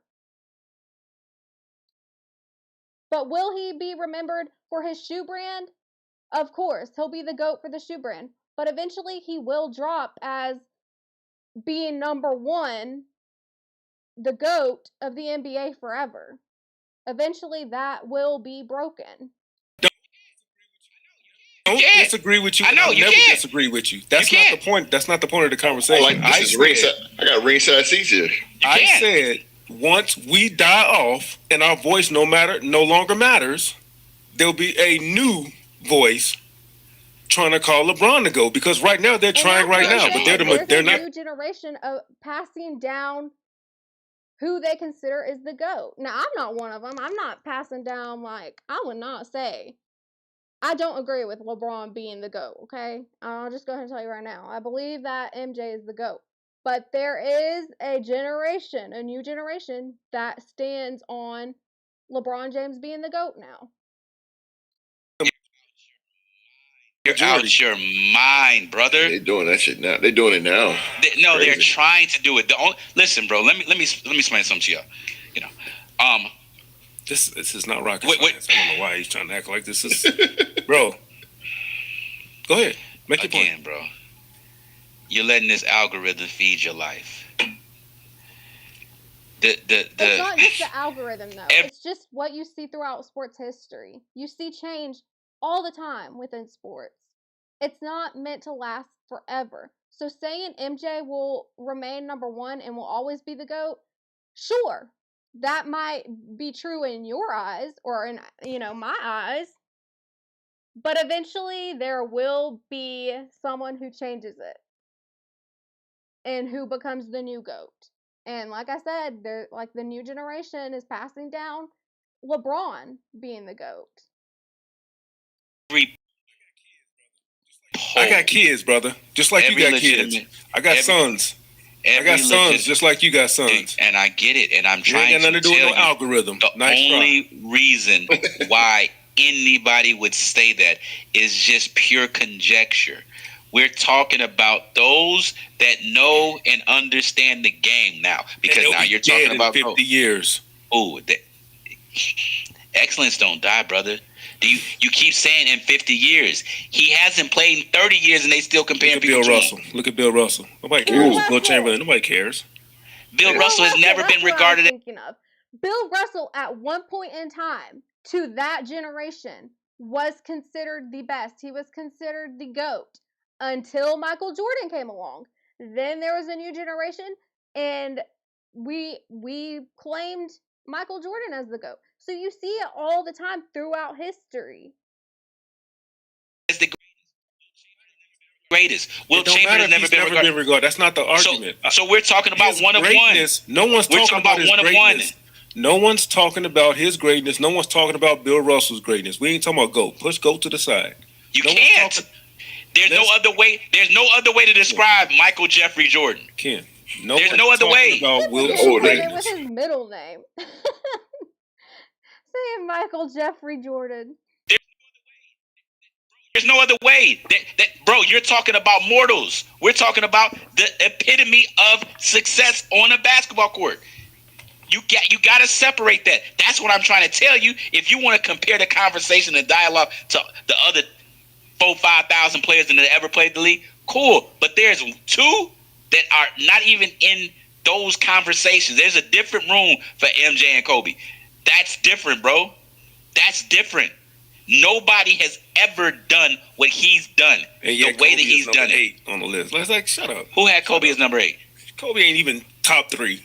Who has Kobe on number 8? Ain't nobody calling Kobe top 3. Hold on, are you saying that? No, I'm not saying that. No. Okay, I was about to say because we getting the show. You can let my man go home. But I can't talk to no fools. So you making it personal? No, you can't say. Now. I'm not. I'm telling you the truth. Your vagina is showing right now. You know how I feel about Kobe, and you know how I feel about Jordan. I don't even know why you're doing this. Oh, this is for entertainment. That's right. Well, you said, but you can't listen. You can't come in here and disrespect Kobe and say 8. Ain't nothing. Nobody disrespect. Well, he wanted number 8.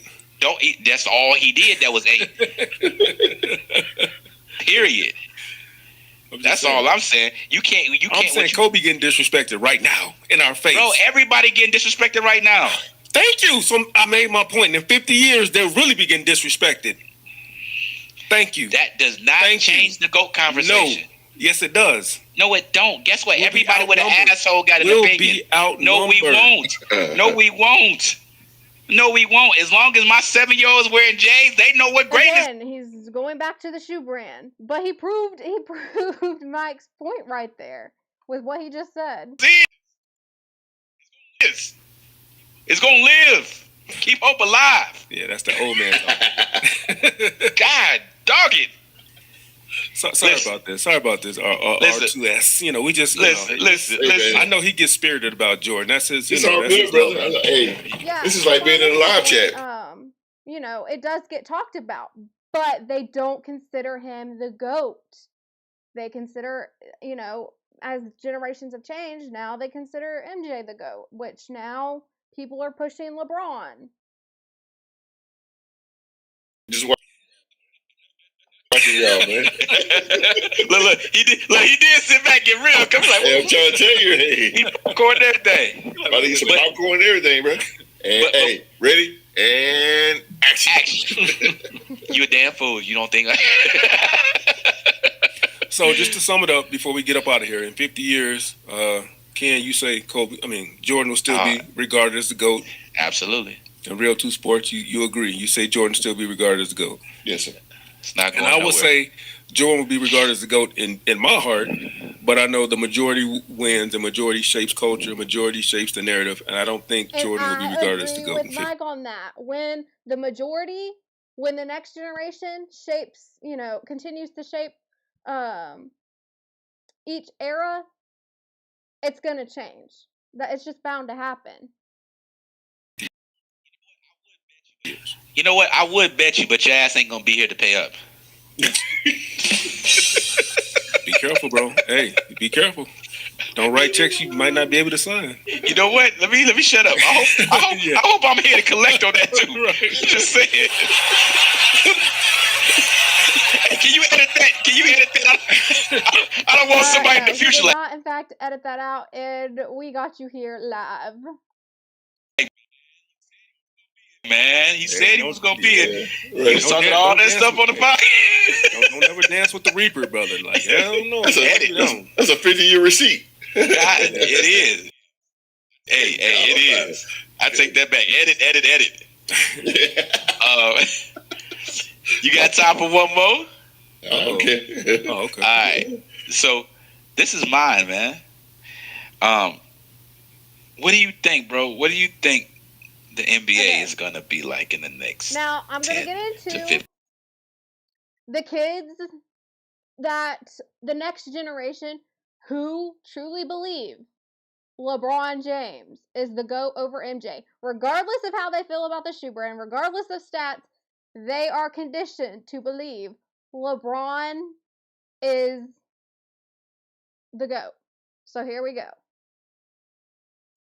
Better, Jordan or LeBron? LeBron. I love what Jordan's done for the game, but LeBron's better. Who has more titles? Jordan. Who has a better offensive game? Jordan. Who has won more defensive players of the year? Jordan, yeah. Who's clutcher? In my eyes, Jordan. So Jordan is better than LeBron at almost every facet of the game? Yeah. Then how is LeBron better? Because look at LeBron. That's it, just look at him. Like the beard. The beard? Ties it together. Beard and the bald head is your number one rationale. Look at him. Look at him. That man just looks like a GOAT. Regardless of the stats, regardless of any of that, LeBron is the GOAT now. Now for him being the GOAT? Michael Jordan's bald too, but does he have that giant beard? Who cares? So they consider LeBron the GOAT because of his beard. You know, he wanted to go to the shoe brand. He bringing up MJ's shoe brand, not focusing on the game. This is what that kid's doing. He's considering LeBron a GOAT based off his beard. This is the whole new generation of kids that truly believe this. Oh, and then also there's my personal friend as well, which we're going to get to that. But let's go to what Mike Check was talking about earlier with MJ discussing comparing eras to eras. Because it's so true. No, I just think that, we're playing different eras. He's an unbelievable player. Yeah, he's one of the best players in the world. MJ said one of the best players in the world. Like, different eras. Like, they're going to have those who consider the best. If not the best player in the world. I know it's a natural tendency to compare eras to eras. And, it's going to continue to happen. I'm a fan of his. I love watching him play. I think he's made his mark. He will continue to do so over a period of time. But when you start the comparisons, I think it is what it is. It's just a standard measurement. He is a heck of a basketball player, without a doubt. Just a standard of measurement. First of all, you're never going to say who's the greatest of all time. To me, I think that's more for PR and more for selling stories and getting hype. I never played against Will Chamberlain. I never played against, Jerry West. To now say that, one's greater than the other is being a little bit unfair. How much impact did he change or evolve the game? I won 6 championships. Bill Russell won 11. Does that make Bill Russell better than me and make me better than him? No, because we play at different eras.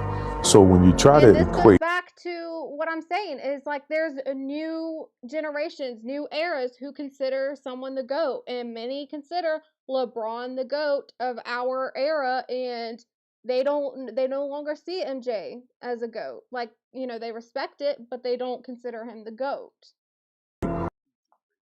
Who's the greatest of all time? It's an unfair parallel. It's an unfair choice.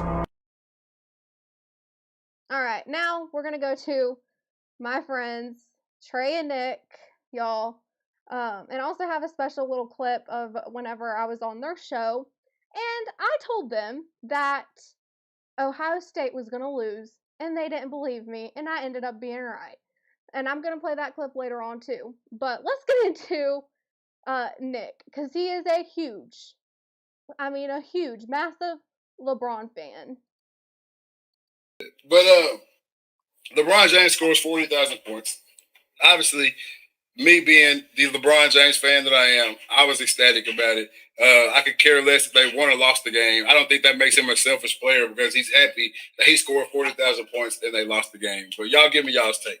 Well, I mean, he came out and said, winning is the most important thing, but I'm going to relish in this moment. You know what I'm saying? So the LeBron haters they skip that part. But man, it's a milestone, and it's just one more thing that puts a notch in his belt. We already know he's a guaranteed first round ballot Hall of Famer. And for us, he's already been solidified as the GOAT. But for some people, it just See? It's a new generation of people being trained to believe that this person is the GOAT. So, regardless of my beliefs, your beliefs, it's going to change. That's just how it goes in history. Like, that's just, change is inevitable. But let's let them keep talking.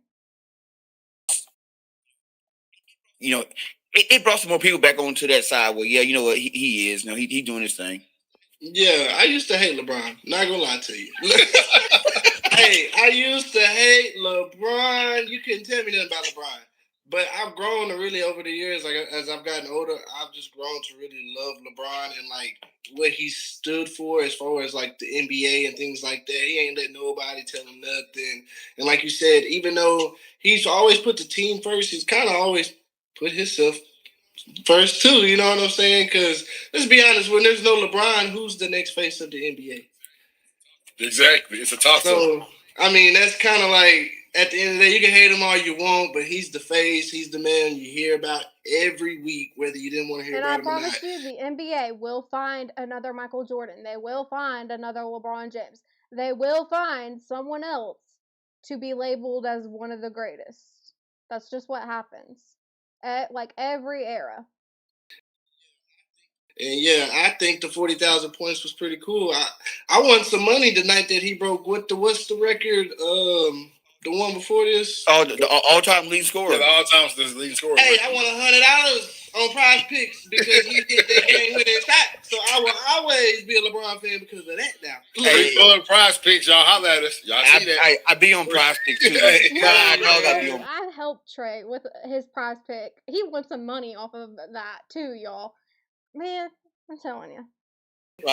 And they should have listened to me. They should have listened to me when I told them that Ohio State was going to lose. They should have listened to me. Needs to come over here and sponsor this for real. Exactly. I tell you, one of their viewers has won money off that, bro. I won money. And one of the hosts won money on that Joker. I'm not. But it was a special night. I was like, man, I want to see LeBron. But LeBron like the Michael Jordan of everything right now. So it's like, what did I just say? Like they really do put him in that bucket. They say he is the Michael Jordan right now. But you got to at least witness it on TV. So yeah, appreciate that, LeBron. Appreciate that. Exactly. I'm glad you just said that, man. Witness, because I think a lot of people, it's crazy because that was LeBron's slogan way back when he came into the league. You know what I'm saying? Or really when he really started getting hot and with Nike and his shoes and everything like that or whatever. Witness was the slogan. It was just that. The shirts and everything just had witness on it. And it was like a precursor. It was like they was letting us know, like, hey, y'all better ready. Y'all better stay tuned. Buckle your seatbelt. He ain't stopping. But I didn't grow up on the LeBron spectrum either. Like I did, but I didn't. Because Brian still, when he come in the league, like 04? 03. I was like 2. Okay. Nick is just a year older than me. His brother Trey is like a few years older than me. And then Cam, the guest, I guess he's young. I don't really know Cam that well. Oh man! So I didn't see all LeBron before he wasn't what he is now. I didn't see all that. I seen Bron. My Bron is Miami Heat Bron. Yeah. I caught on to the Bron and was like Cyborg Bron. So you that's what I'm saying. When he traded and went over there and was with Wade and everybody. Yeah, that's when I liked him. Yeah. I did like Bron then. I'm not gonna lie. That's a good Bron to meet. I mean, it was That's the cool best watching ever. LeBron the whole time. It was cool You watching. know, it just goes back to it's going to change throughout history. There's going to be a new GOAT. Michael Jordan, regardless of how we feel, he's not going to remain there forever. We will consider him, it's like Mike Check said, we will consider him a GOAT in our eyes, but these other generations, they're not doing that. I'm one of the rare, y'all. I'm one of the rare few, which, I mean, granted, I am from North Carolina, so I was raised on Michael Jordan. Like, you know, my dad being Carolina fans, getting introduced to basketball that way. So, obviously, I have a big respect, consider Michael Jordan the GOAT in my eyes. But there's people like this that are not like that. Oh, you said I take Kareem over both of them. LeBron the whole time, but I can only imagine being a small child and start watching basketball. And LeBron, Exactly. he scores 40,000 points, right? And the Jordan haters, I mean, not the Jordan haters, the Jordan lovers, the LeBron haters, they come to the screens immediately to their keyboards and talk about the loss. And they also talk about how Jordan would never relish in a point scoring moment. He would never. It wouldn't matter to him scoring 30,000 points, 40,000 points. You know, that's a lot. I'm sorry. Exactly, because if you see the picture floating around the internet right now, do we got that queued up? No. What picture? The picture of Jordan getting the trophy for scoring 30,000 points. So not only did he relish in the moment, I consider MJ one of the best, but you know, not every generation is doing that. There's always going to be a new GOAT. moment, they got this man a trophy. The fans out there in the stands had a banner that says Michael Jordan, congratulations, 30,000 points. Pre-game. This is in a pre-game situation, so I think that debunks the whole. They don't care about it till they know about it. Like once they start hearing like you getting close, it's like okay, bet. Exactly. I don't think. Yeah, exactly. Great players don't try to get it. Once they get close, now they're trying to get it for sure. Yeah, I don't think they really just be trying. I think it's kind of just like, oh, I am okay, might as well. But I think that debunks the whole Michael Jordan thing or whatever. The whole he wouldn't care about that. But I'm just so sick and tired of the Michael Jordan lovers feel like they have to be a LeBron James hater. Like we're still sitting here talking about is LeBron James the best basketball player ever? When I'm gonna put it to you like this: LeBron has one scoring title, correct? Yeah. He's only got one scoring title. All right. He's the first and only player to ever. Oh, there's been other players that played 20 plus seasons as well, but he's the first and only player to reach 40,000 points. And the next player closest to him, active player, is Kevin Durant with 28,342 points. All right. And then Steph Curry with 23,254 points. That's my boy right there. Shout out to the Yellow Bones. Shout out to the Yellow Bones. Yeah. You can't. Hey, that dude. Hey, y'all be real. He crazy. No, shout out Curry. He's the shooter, best shooter ever. Best shooter. If LeBron wasn't in the league, shoot, Curry could take it over. I ain't gonna lie to you. He probably have more titles. Man, or he would have more. Don't he? He would have at least one more. They got the same amount. They got 4 and 4. They need one more. And Curry got He's kind of proving the point here. Like, people have different criterias of who they consider the GOAT. It's always going to be debated, but this is how the next generation forms of creating someone else as the GOAT. So eventually Michael Jordan will drop as to be considered the number one GOAT of the NBA. More, I feel like youth on LeBron right now. Curry will be out of the league. Curry will be out of the league before LeBron. He got. It's only 5 years. He only got 5. He 35. LeBron 40. Hey, Curry will be out of the league before LeBron. He's gonna get into the ring though before he. Also, too, though, how many years has Curry been in the league? He been in there like 15. I want to say 13. So. Yeah, because he was sorry for like 6 of it. Can't forget sorry, Curry. Hey. You had to start it from the bottom now. Yeah, Yeah, he came in at 99. No, that's his daddy or something, boy. No, I mean 2009. My bad. That boy done played with Jordan. He played with his daddy. He did what LeBron did before LeBron did. That's Dale Curry. Yeah, no, he came in 09. My bad. Dang. 99. So he comes in 09. Okay, cool. He comes in 09. Like Cam said, he was kind of. That's why, you know, what Michael Jordan said is so true, is comparing eras to eras, it's pointless.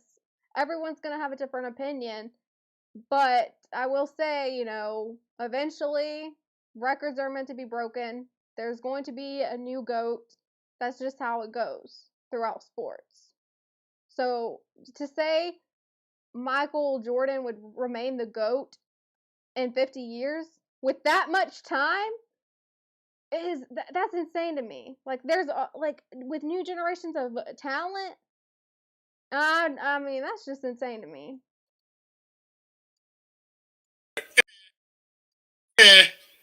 For the first. Oh no, it wasn't no he was trash. No. Yeah, because think about it. Hey, because Baron Davis was the man in Golden State when Steph was in 09. Go look at them stats. I always remember being in school when he started taking off being good and being like, bro, why did his stats I think they just go on to talk about that. But I'm going to show you another one from them. I'm going to keep putting that. Hey, LeBron, my boy, if you see this, we're going to put this on TikTok for you. Oh, yeah. I meant to tell you guys. I've been meaning, I told him that I was going to share this out and tell everybody to try to, you know, get LeBron James to, like, reach out and sign this bottle for him, because he's really wanting that. Like, this guy is hardcore. LeBron is the GOAT. Hey, man, hey, I'm willing to throw hands behind your name. You know what I'm saying? I done been in some heated battles behind your name, bro. He is not lying when he says he's been in some heated battles. It's truth. Believe him. So, hey, all I want is a signature and a handshake, fam. I ain't gonna lie to you. All I want is a signature and a handshake, dog.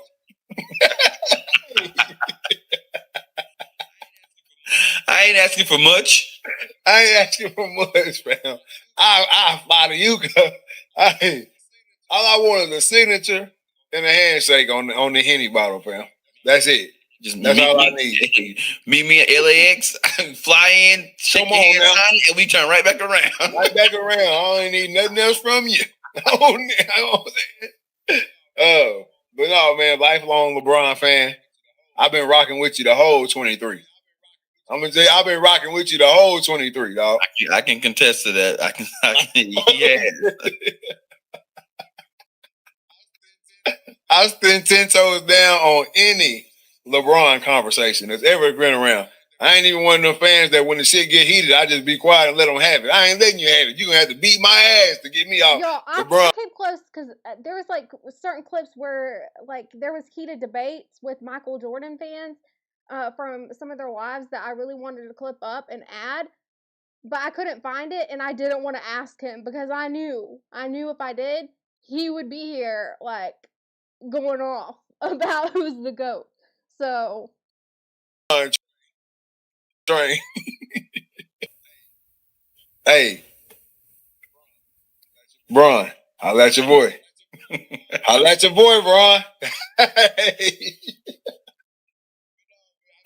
But no, man, I think it just speaks to his greatness. I think it's so funny.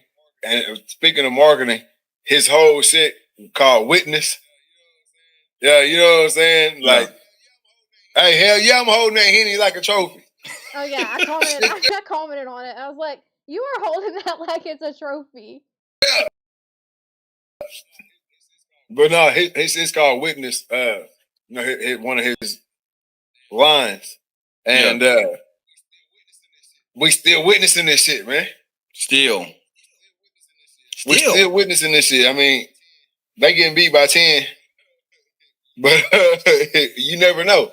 He could go crazy right here in the end of this fourth, and we talking about some more shit. Next week, you know, it's always up in the air. It's always up in the air on, like, you never think they gone because they got Bron. Exactly. As long as he's on the court, they got a chance. And I'm not taking nothing away from Luka, because I think Luka, he up next. Honestly. Out of all the people we talk about and sit in the league and like who's gonna take over the throne and all this type of shit, man, I still think it's Luka. So I'm not taking nothing away from Luka. But when Bron out there on the court, it's a different type of, I'm not even gonna say fear, because I don't think none of these young boys really fear Bron. Yeah. But it's a different level of respect. It's a, you know what I'm saying, especially the coaches. Like, as long as he out there on that fucking court, these boys got a chance for real. Now, here's another one, too. Just had to give my boy LeBron a little glory on this thing tonight. Again, I'm gonna do it again. We're gonna clip it this time, man. Hey, LeBron. Hey, fam. I don't ask much of you, dog.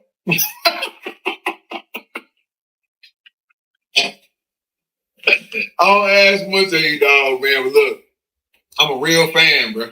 This is the one I'm I a told real him I was going to show so we can get a campaign trail for LeBron to sign that. Real fan.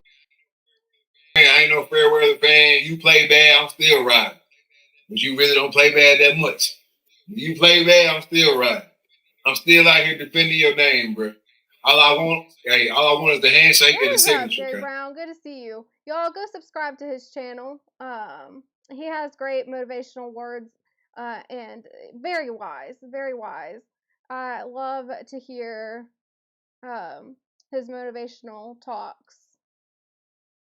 Oh, and he talks sports as well, so make sure to check out his channel.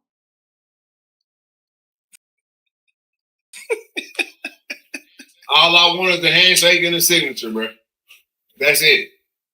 Hey, if you see this clip, by some way, if you see this clip, I'll let your boy. All I want is the handshake and the signature, bro. I'll fly to you, fam. Man, I was cracking jokes. I was cracking jokes at him for this one. But yeah, LeBron or Savannah, if you see this, please, so he will be quiet. Please try to meet him and sign that bottle. Sign that Hennessy bottle so he can just stop.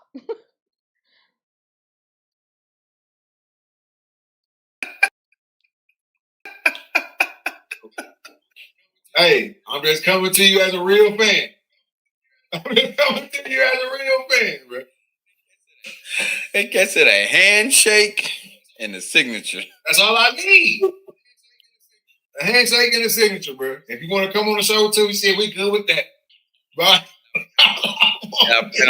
And I promise you, he ain't getting the signature to sell that bottle. That joker gonna sit on the shelf. Oh no! In a glass box. Get your hand cut off. Hey, I ain't trying to sell it. I would never sell it. Handshake and the signature, big dog. Hey, tell you. We're gonna clip that thing and get my boy. Hey, I'm on a campaign. Yeah, anybody, yeah, right here. That's what I'm talking about. I'm gonna start saying on my lives, Nick wants the handshake and the signature. Hey, I'm telling you. Get it out there, man. Get it out there to the world. All I need is a handshake and a signature, my boy. I'm telling you, I done held it down for you since the jump. Tell you, I'm willing to beat somebody. Here I am on my live saying all you want is a handshake and a signature from LeBron. So LeBron, if you see this, or Savannah, or LeBron James, reach out. Over that shit. I'm telling you. So hey, all I need is a handshake and that signature, man. Let me get that. And a one-on-one game versus Bronny. He said in a one-on-one game versus Bronny. Ah, man. No, I'm playing on that part. But no, really, for real, on a serious note, what LeBron is doing at this age, the fact that he's still being compared to cats in their prime, all that other shit, it speaks volumes on his game, volumes on his name. We've never seen this shit before. We've never seen the oldest player on the roster being looked to to really even contribute for real. No, they're kind of like a mentor. Yeah, it's like a respect factor, right? Like we let him hang around. You know, he cool with the guys, so we just let him hang around. You know, the farewell tour type of situation. And for a split second this season, I was like, damn, this really is it. For a split second, I'm like, because I said before the season, we still haven't seen the 15s and 17s. Yeah. But when he first came back, that's what we were seeing. The 12, the 10 and 12, the 13s, the 17s, the 16s. That's what we were seeing that. But he cut that shit on.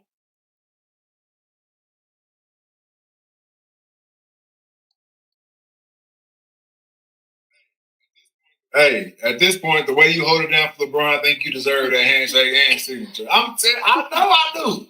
Campaign for it, man. We got to campaign for it. Here I am, you guys. Here I am campaigning for it. I'm a little late. Sorry about that.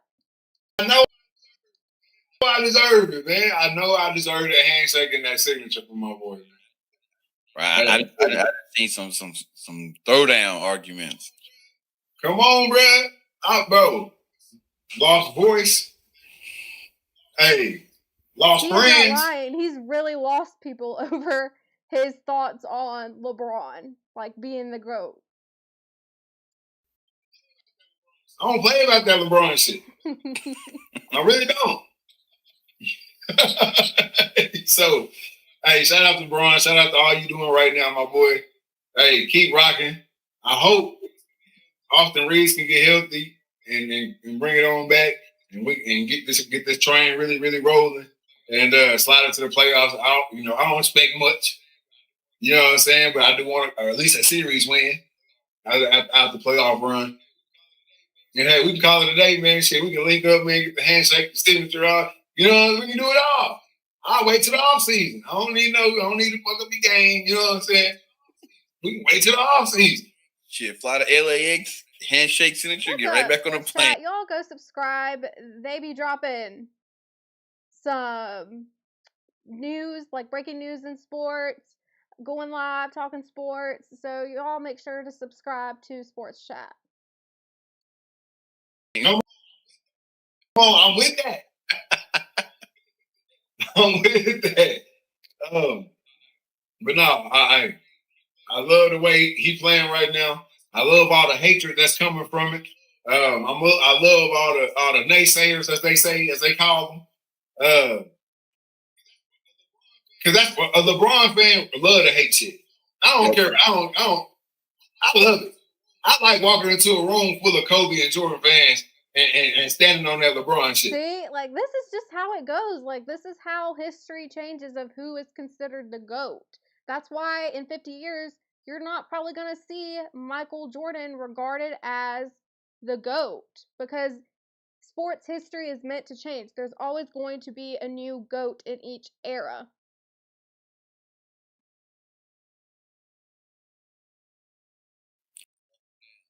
And walk them down. Come on, man. You're going to have to tell me something I ain't seen yet. Erroneous C, this was old, by the way. This isn't recent.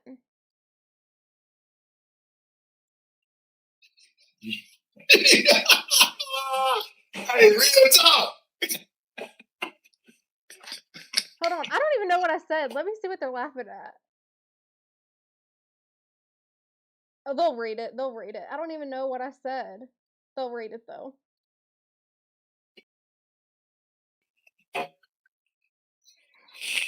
Hey, in your world, we just living in it, girl. I'm flexible with it.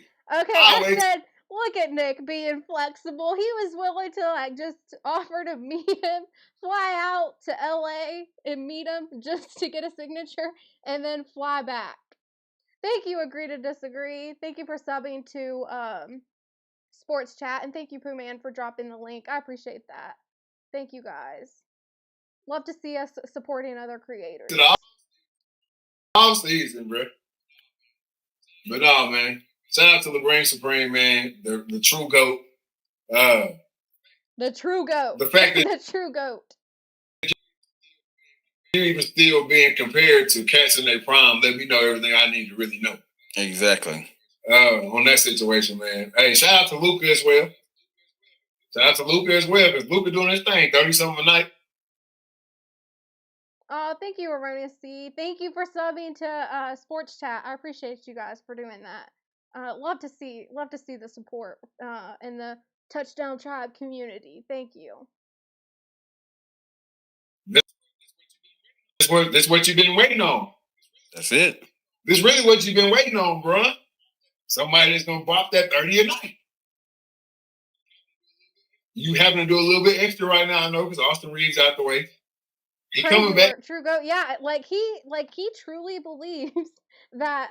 Like, this is why I don't know if you heard me earlier, but this is why I didn't tell Nick about this, because I was going to ask him which which parts of Lives did he get into heated debates about, because I couldn't find it, because he has been in some heated debates over MJ, but I didn't ask him because I just knew, like, I know how he is. Like, he goes off. And when it comes to if you talk bad about LeBron, he ain't having it. So yeah, I didn't say none.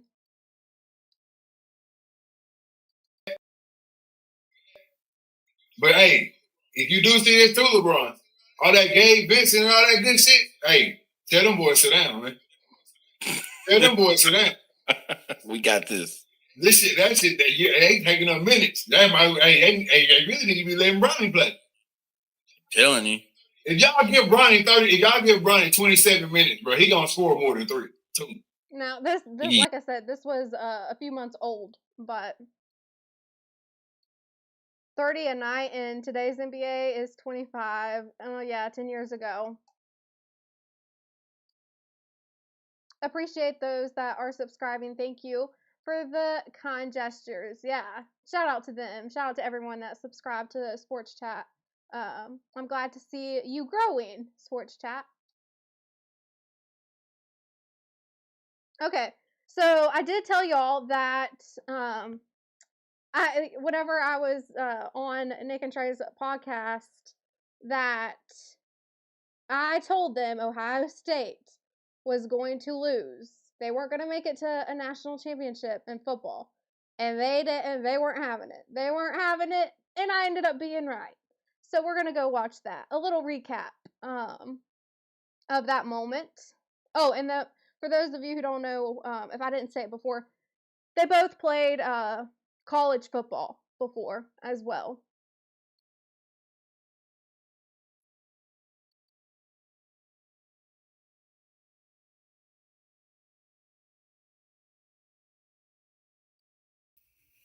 And then they got to play Indiana next week for the next week or this weekend. This weekend for the Big Ten championship. I hope they don't go undefeated. And they gonna beat their ass. I don't know. You think so? Do I think so? Yes, I do think so. Because it's not like other teams we've seen. Because we can go back and look at some of them Alabama championships. We can go back and look at some of them Georgia championships, Clemson championships. All of them were going to have games that shouldn't have been close. That a team took them to the wire. A team had them down to the second half and they came back and won it. A team that they shouldn't be even in competition with.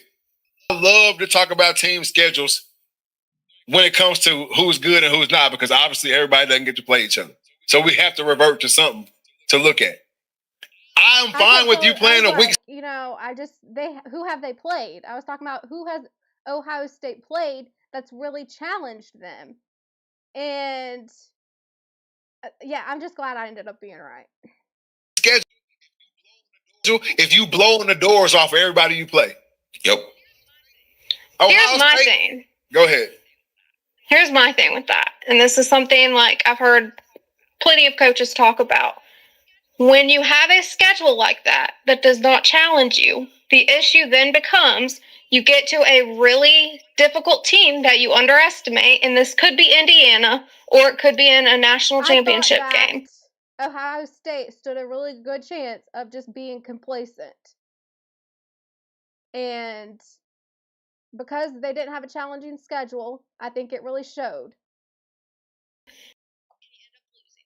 And you end up losing when it really matters. And that's your one loss. That's your one loss that you take. That's on the coach. Because I mean, Talk Me Through It podcast. Y'all make sure to go subscribe to Talk Me Through It podcast. They do great work over there. Great, fun conversations.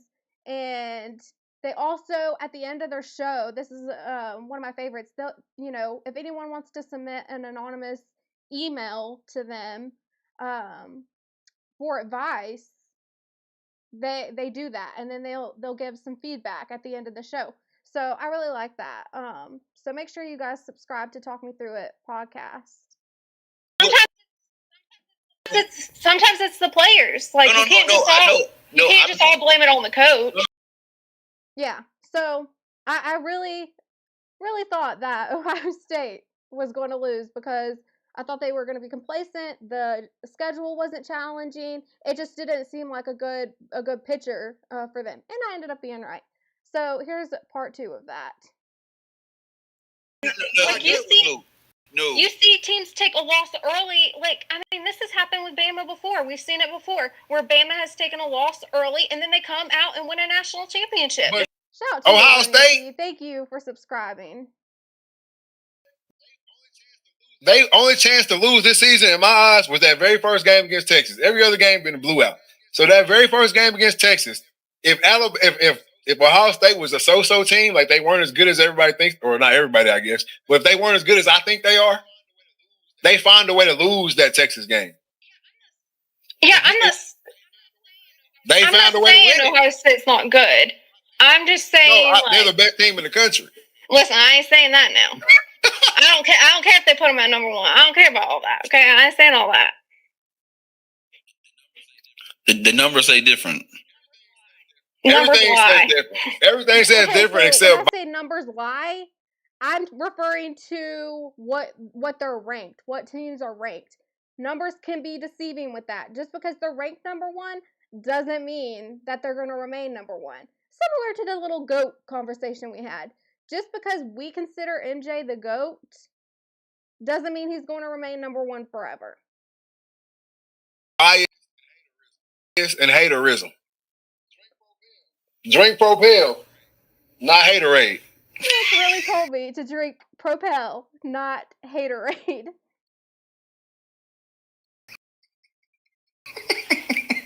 Oh, yeah. Drink Propel. I'm sorry, Derek. I'm so sorry. But I did tell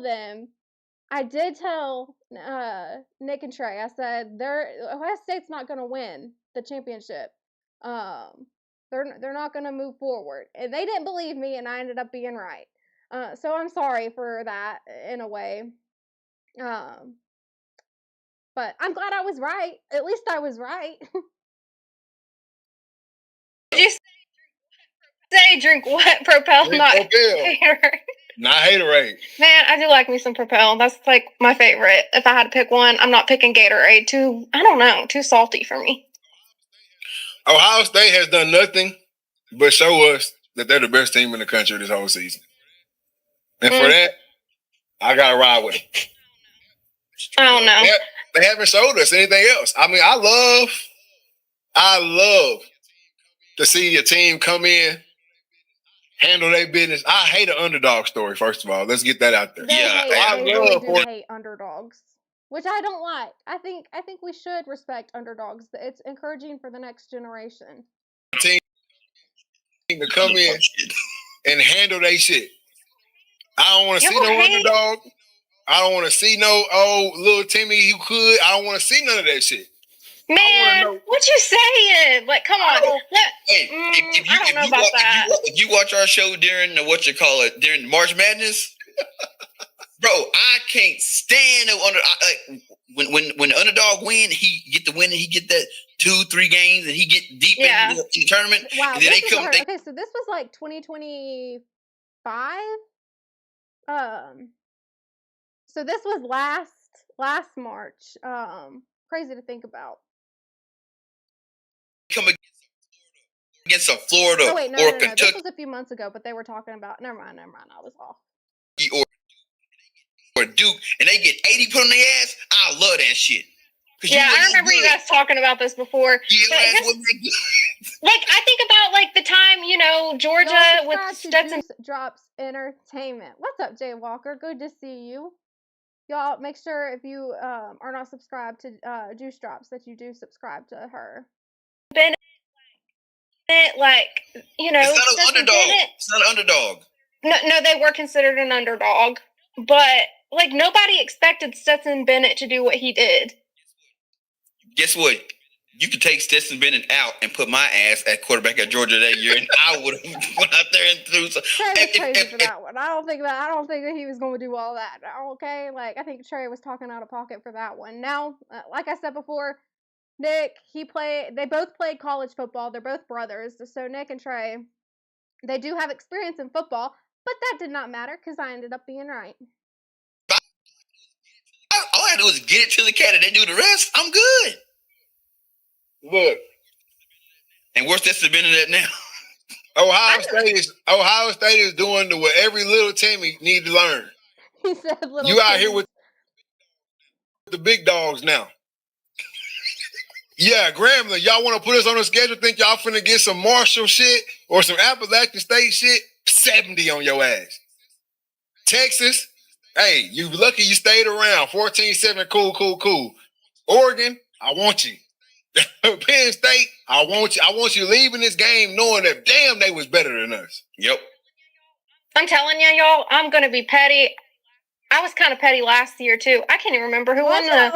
Watch how heated Nick gets with me on this one. This was funny. I was playing. He knew I was playing, but he got heated. Who won the national championship last season? Oh, you know who won the national championship last season? Who won it last year? Michigan.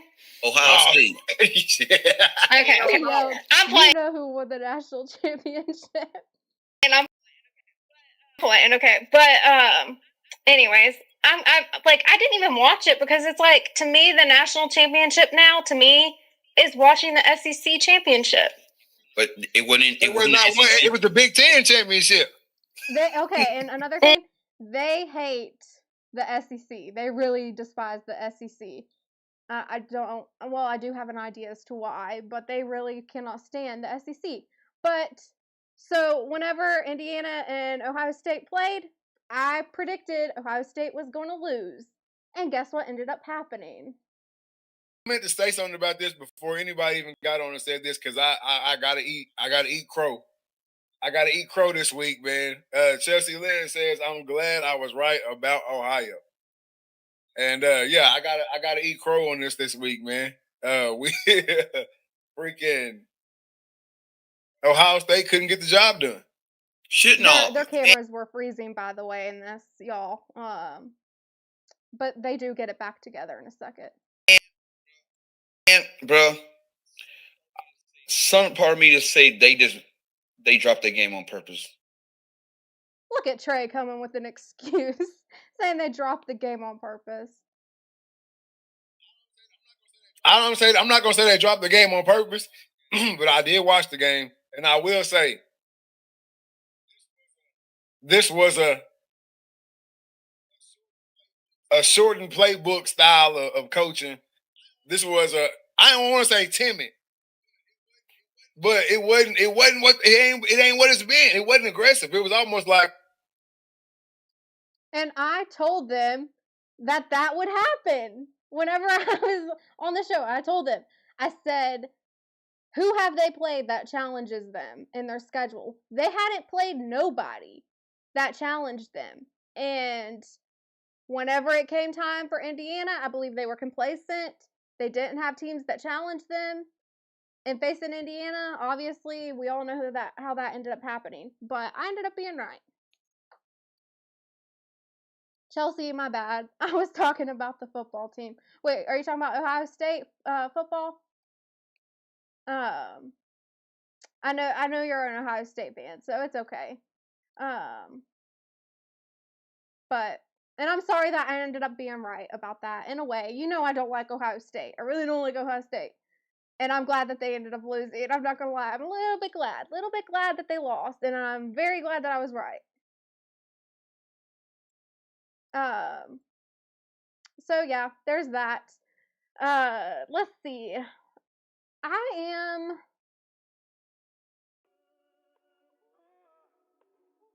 wondering, do you guys want me to continue? Do you want me to talk about the NFL draft topics? Because we covered the motivational video opening up. We covered the NFL refs update, and we covered Jaden Ivey. We covered the will MJ be forgotten as the GOAT? Well, forgotten's a strong word, but that's really all I could fill in right there. But will MJ still be the GOAT is what was originally asked. We covered that. And now we can cover the NFL draft if y'all want to get into that. I've had thoughts for a while on Ty Simpson and Mendoza debate. If y'all want me to cover that, I can and give you my perspective on it. Because I have some interesting clips on that, but it's whatever you guys want to do. I also have clips on each team that we're a fan of, if we want to continue to go through what the teams need. And then if y'all would like, we could do a draft simulator for your team. Like if you wanted to do a mock draft for the Bengals or for Buffalo Bills or whoever, like Lions, it don't matter, Eagles, we can do a mock draft, and I will draft the players that you told me to draft in the chat. But it's whatever you guys want me to do. I can cover Ty Simpson and Mendoza with those clips, or we can do whichever you pick. I want to hear Tales from the Hat, man. What you mean? What you mean, Tales from the Hat? I haven't paid attention to college at all. I don't know who the big names are, but I know what my team needs. Okay. Back when MJ played, NBA was loaded with talent. Yeah, you know, it's interesting because I've heard it all. Like, obviously, I showed you how Trey is about LeBron James, but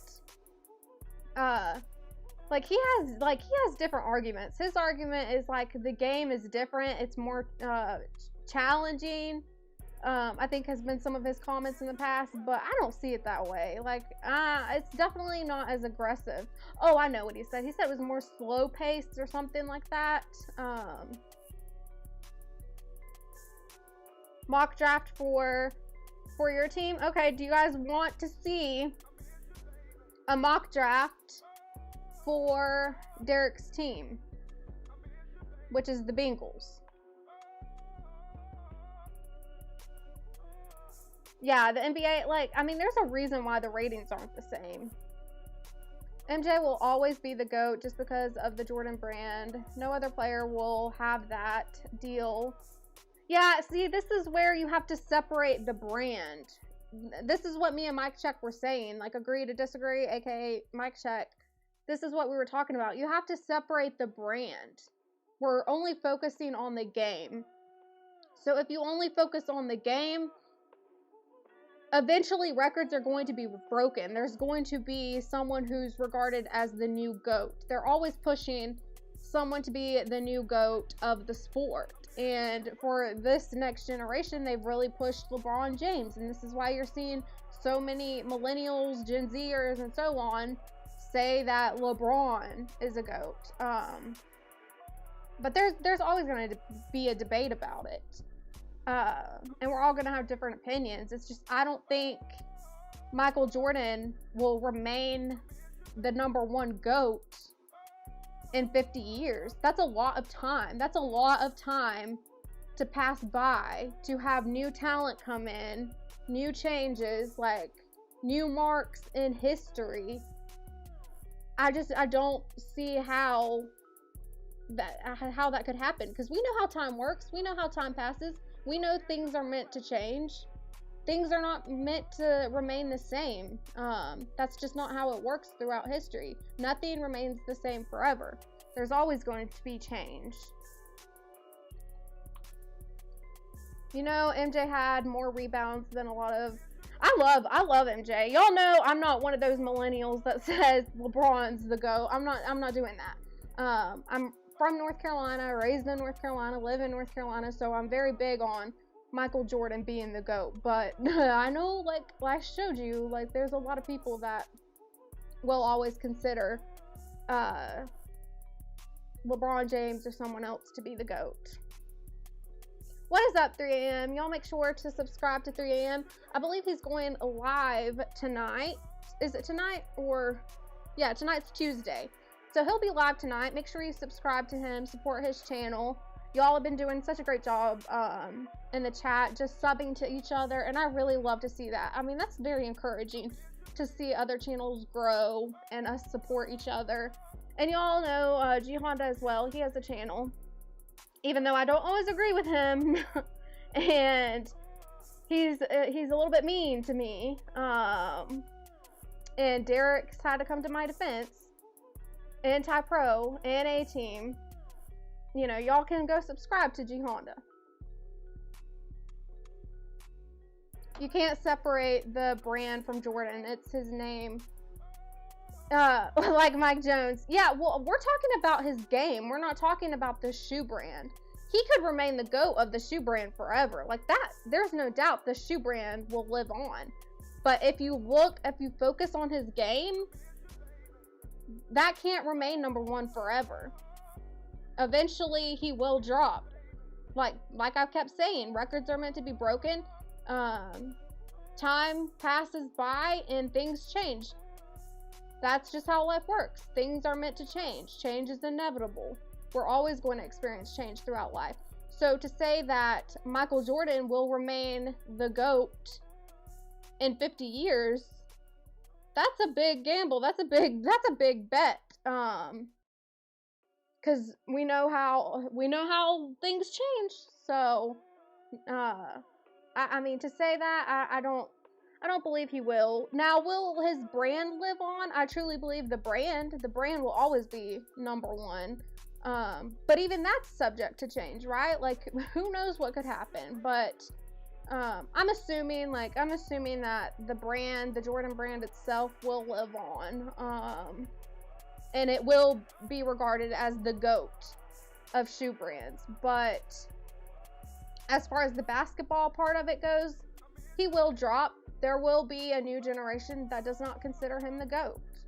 Regardless of the brand, regardless of the shoe brand. They're going to look at his game and say, yeah, he's no longer the GOAT. Yeah, Nike will be forever. Yeah, Nike Jordans. That'll be forever.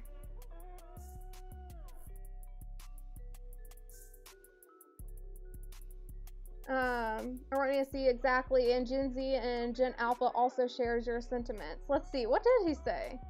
What did Erroneous C say? Kobe the GOAT. About to pass him in the next 3 to 5 years. Interesting.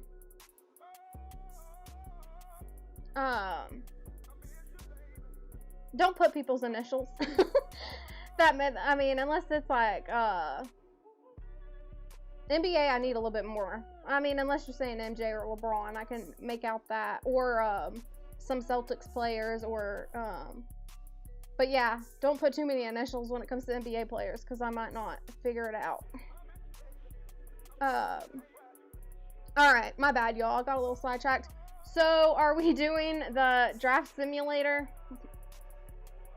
Or are we gonna talk about Ty Simpson and Mendoza? Do y'all want to see a Bengals draft simulator, according to Derek?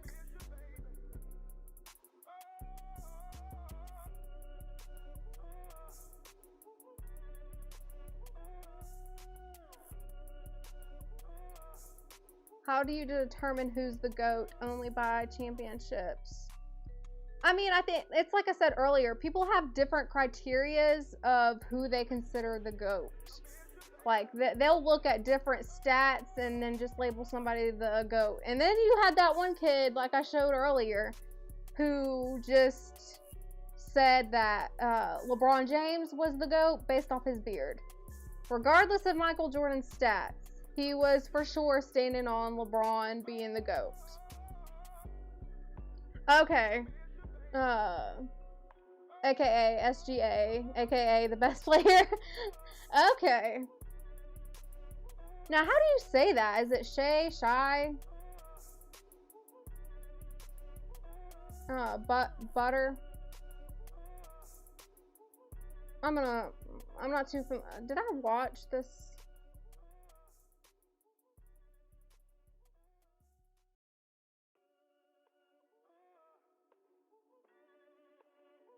Wait, are you talking about a shoe brand?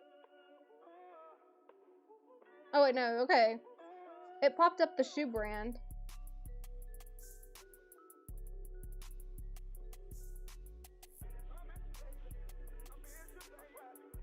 Oh, those are nice. I ain't gonna lie, Erroneous D, those are nice.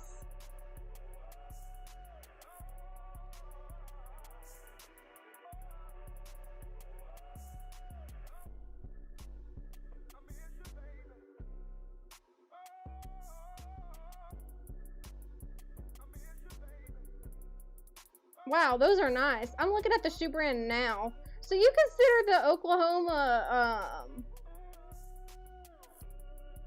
one a GOAT? Is that what you're saying? Or are you considering his shoe brand a GOAT? Like his shoe? Oh, thank you, Agree to Disagree, for subbing. I need a little bit more description on this. Are you considering him the GOAT of a shoe, or are you considering him the GOAT of just basketball in general? Okay, no, not a GOAT yet. Okay, so are you just referring to the shoe? I mean, if I ain't gonna lie, that shoe is nice.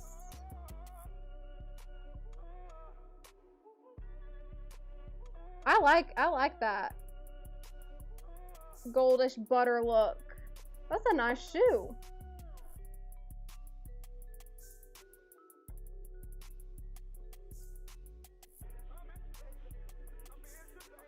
Yeah, I like Kobe too. I love Kobe. You know, it's hard for me to pick. Being from North Carolina, I am a little bit biased towards Michael Jordan. Y'all already know. Let's see, which one is it? Oh wait, I was on the right one. My bad. That's just me. Now, maybe I'm biased a little bit. Maybe I'm biased a lot of bit. But who cares for this discussion? That's just me. Man, I'm telling you, I think that Mike Check killed it with that. Like, his thoughts on the subject was just unbiased, in my opinion. He was able to separate the shoe brand to Michael Jordan's game, and also just the cultural aspect of it, like how generations change, how different eras will have a new GOAT. Like, Agree to Disagree, aka Mike Check, he really had great thoughts on that, great points of view. And I get how it's difficult for some people to separate Michael Jordan from the shoe brand, because obviously that's been engraved in us. That's a part, like, that's nostalgia, and it's hard to have a separation. But if you separate the shoe brand and only focus on his game, to say that Michael Jordan would remain the GOAT forever, I just don't see it. It pained me to even formulate those foolish thoughts. Yeah, I bet it did. It pained me for you. Like, I ain't gonna lie, Simply Ken, he was killing me. He was killing me in the chat. Simply Ken, shout out to you. If you're still rocking with me. But yeah, I couldn't get behind that. It's just, there was so much focus on the shoe brand. Every little detail he was talking about revolved around the shoe. If we're talking about the shoe brand, his legacy, of course, is living on based off that shoe. But when you look at the game and how the game is meant to change and how different cultures and just different eras change over time, change, it's like I've been saying, change is inevitable. It's going to happen, whether we like it or not. I know it's difficult to accept, clearly, but change is going to happen in sports. And to say that someone would remain the GOAT for, like, in a 50-year span, come on now. Chelsea realized MJ's fame before the shoe. Yeah, well, I mean, I know all about that. Like, I went back and watched a lot of, like, MJ's game whenever he was at UNC. I have, like, clips saved of that. But, you know, we're not talking, like, we're just focusing on his game. There's just no way he remains the GOAT. He looked up to more than one player. He also confirmed MJ and Kobe as being the game he modeled. Okay, you're talking about. You guys are still going back and forth about this.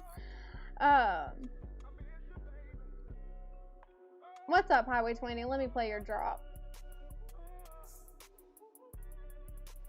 You know, I need a drop for 3 a.m. I keep always thinking about different people who need drops when I'm live. Who was I looking for?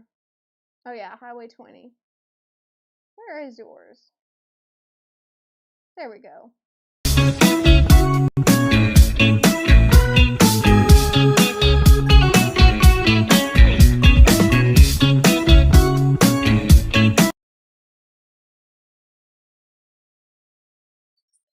Oh, my bad. I forgot to close that one out. If MJ played now, he would score 50 a game with one eye open and shooting with his left hand. Now, I don't know, like, at this stage, if we're talking about younger him, like younger Michael Jordan today, possibly. I don't know, but it's like Michael Jordan's talked about, like, the game's changed over time. Like, I mean, could he adjust? There's just so many what ifs to that. You just never know. And it's like Michael Jordan's talked about himself, is there's just so many elements to it. Let's go back to that. Let's revisit those clips. I meant to say something about this before anybody even got on and said this, because I had to close that out. My bad. Closing that out. Sorry. Let me go to the basketball one here.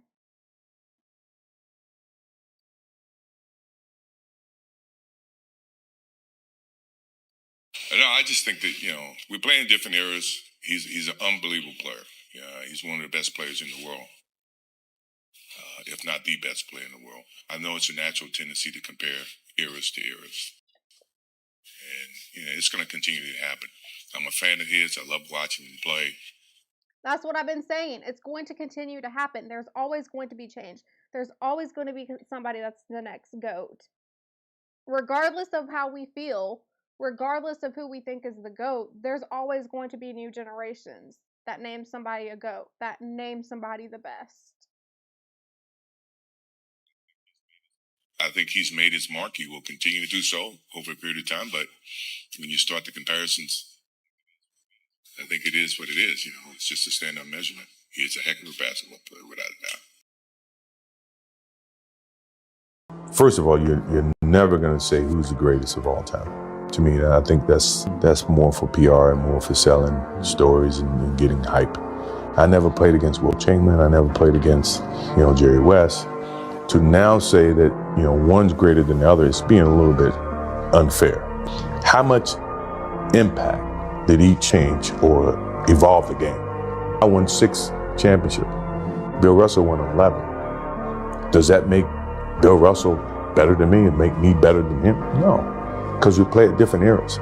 So when you try to equate who's the greatest of all time, It's an unfair parallel. It's an unfair I think choice. that was a great comparison for him. Like, he had 11, or Bill Russell had 11, and MJ had 6. That's a great comparison to be making, because if we're going off that, like, why is Bill Russell not considered the greatest? You know? And I know why. Like, I know why. It's because there's just new generations of who we consider the GOAT, who we consider to be the best. First of all, you're never going to say. Jordan need to chill with the liquor and cigars. Those eyes getting cloudy. Oh, man.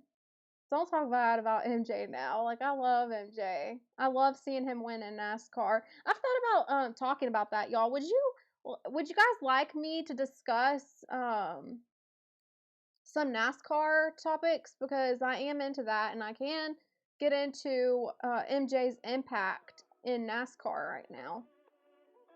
The game is the game, Chelsea. When MJ played, they had centers like Shaq and Jabbar and Ewing. Now all big men take threes. Yep. Bill Russell had to play against Wilt, so he should be considered, but it's a guard league now. Yeah. Yeah, you guys, like, I mean, see what I mean? Like, just different eras, like different things that happen throughout sports history, which change, like I've been saying, change is inevitable in sports. And like, regardless of our biases of who we think's the GOAT, the next generation's going to continue to do it. They're going to continue to label someone else the GOAT. MJ played against better players. I agree with that, but you know, this next generation does not. This next generation does believe that the game is more advanced and there's better competition, more skill levels. And you know what? I don't have the clip, but MJ himself talked about this. If I find that clip, I'll bring it up next time. But MJ himself talked about this, how kids are getting started at a younger age, so the skill level is even better than what it was from back in his day. MJ himself talked about that, so it's interesting. In 25 to 30 years, Jordan will be an afterthought. Erroneous E, that's bars. That's what me and Mike Check have been like talking about. Is well, I mean, with Mike Check, he just said 50 years. And no one, like, everyone was disagreeing with the thought that the thought of MJ no longer being considered the #1 GOAT in basketball is just like mind-blowing, and they get so offended they can't separate their personal thoughts, the nostalgia around the shoe brand. They can't separate it. So they're so hyper-focused on that. And if you think about like how life is in general, there's constantly things are changing, and God is not going to, I don't know your guys' beliefs, but you know, God is not keeping everything the same. God is going to bring someone along. God is going to produce someone that's the next great player. God is not going to just allow one person to be great. He uses different people. Like you see it in the Bible, like he used Abraham, he used David, he used Paul, he used Peter. Like, there's different ones that God used, and the same is like with sports. God is going to bring up the next great athlete. There's no, like, Michael Jordan can't remain #1 forever as the GOAT. Bring back the inside-out game. Bring back when players play D. I do agree with that part, Derek. I like the defense better. 78 to 85 were good games to watch. Now teams score over 100 each game. Isn't it insane to think about? Because I remember as the game started changing, like my dad just like not being impressed with it as the score kept going up, because he's just like, there's just no defense in basketball anymore. But that just goes back to the thought of like, things are meant to change in sports. It's not going to remain the same, no matter what we think. Yeah, I didn't say God changes. I said God uses different people at different times, and it's not meant to stay the same. Like, you know, he used Abraham, he used Paul, he used David, he used John, he used all these different people, and that's how life works. God's going to use different people, and it's not meant to, life is not staying the same. Like, you just never know what's going to happen. We can't say that MJ will remain number one forever. Like, we can't say that, because God could use someone to be just as great as Michael Jordan. You just never know.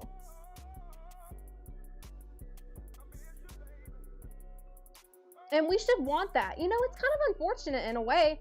Like, people are so hyper-focused on, and I get it. Like, you want the person that you grew up with to remain number one. I get that.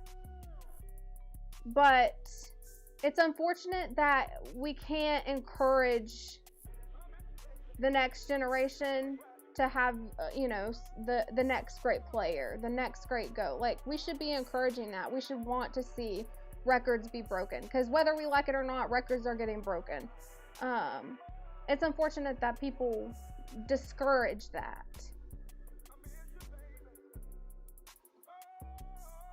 It's the NBA's fault. They should have split up the eras. Not every record should be able to be compared, like Westbrook breaking the triple-double record. I'm fine with records being, like I've been saying, records are meant, and even Michael Jordan says it, records are meant to be broken, whether we like it or not. Change is going to happen in the sport. So I'm good. I'm fine with it, but I know that everybody's not comfortable with change. It's a very hard reality. It's difficult, like in my personal life, it's difficult for me to accept change, but with sports, I am more open to change if it's, you know, positive direction.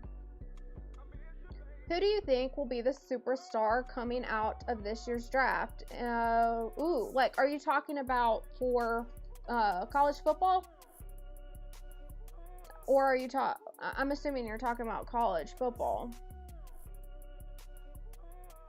And by 95, they added Toronto and Vancouver.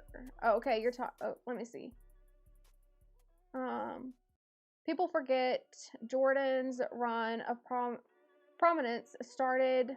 Hold on, I gotta scroll back up. Prominence started when the league added the expansion teams too. League was watered down. Orlando, Charlotte, Timberwolves, and Miami Heat. Also, all the other teams got old. Okay, college football. The big names right now are the Ohio State players. So I've said that it's going to be a very defensive heavy draft class. So like Sonny Styles, Caleb Downs, I think are top names. There's another one too. But they're predicted to be the big ones that are talked about the most. And obviously you have Mendoza, but nobody's impressed with this QB draft class. I'm not really impressed with the draft class in general as a whole. I just wasn't impressed with it. And I don't know if it's because of how these players are older now due to NIL and the transfer portal and kids opting to play longer. I don't know if it's because of that. The age is why I'm just not as impressed with these players. I don't know. But it's not an impressive draft class to me in general. There's no one that stands out to me because I remember like I go back to like the year Patrick Surtain was drafted. I think you had like that was the year Devontae Smith went in the draft. You had Waddle. Was it Tua or Mac Jones. I think it was Mac Jones. Mac Jones, and like you just had all these great like players, and I'm just I haven't really been impressed with it since then.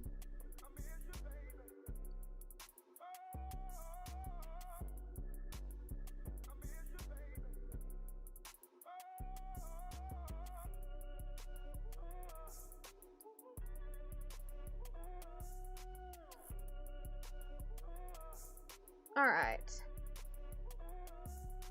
Do y'all want y'all? We just sit here chit chatting. Do you guys want me to play those videos? Because I can get into the discussion of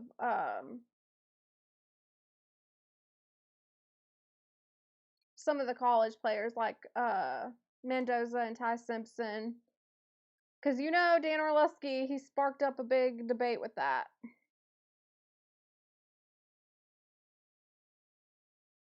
I might just go ahead and play it, y'all. We might just go ahead and play it. Because I've been meaning to get to it.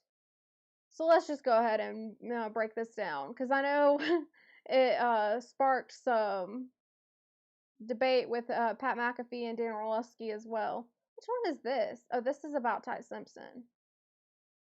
Yeah, Laura, no surprise that Ty Simpson was once again as advertised as a thrower today. There was precision passing, not just in the short and intermediate game, but down the field. And that was one of the questions cool. that Ty... Medium Man just, no, do the mock draft video. Okay, well, Medium Man's going live. So I think we're going to cut out of here. Well, I told you guys earlier, I said that we keep on, prolonging this, but tomorrow it makes me have content for tomorrow. At least I'll cover the draft stuff, I promise, and I'm going to talk about Ty Simpson and Mendoza regardless. I have to discuss it because the draft is coming up, so I'm going to have to cover this tomorrow. If I keep prolonging it, the draft's already going to happen and this will be yesterday's news, so we're going to have to talk about this tomorrow. But let me go ahead and close this out with the motivational video, and then we'll head on over to Medium Man.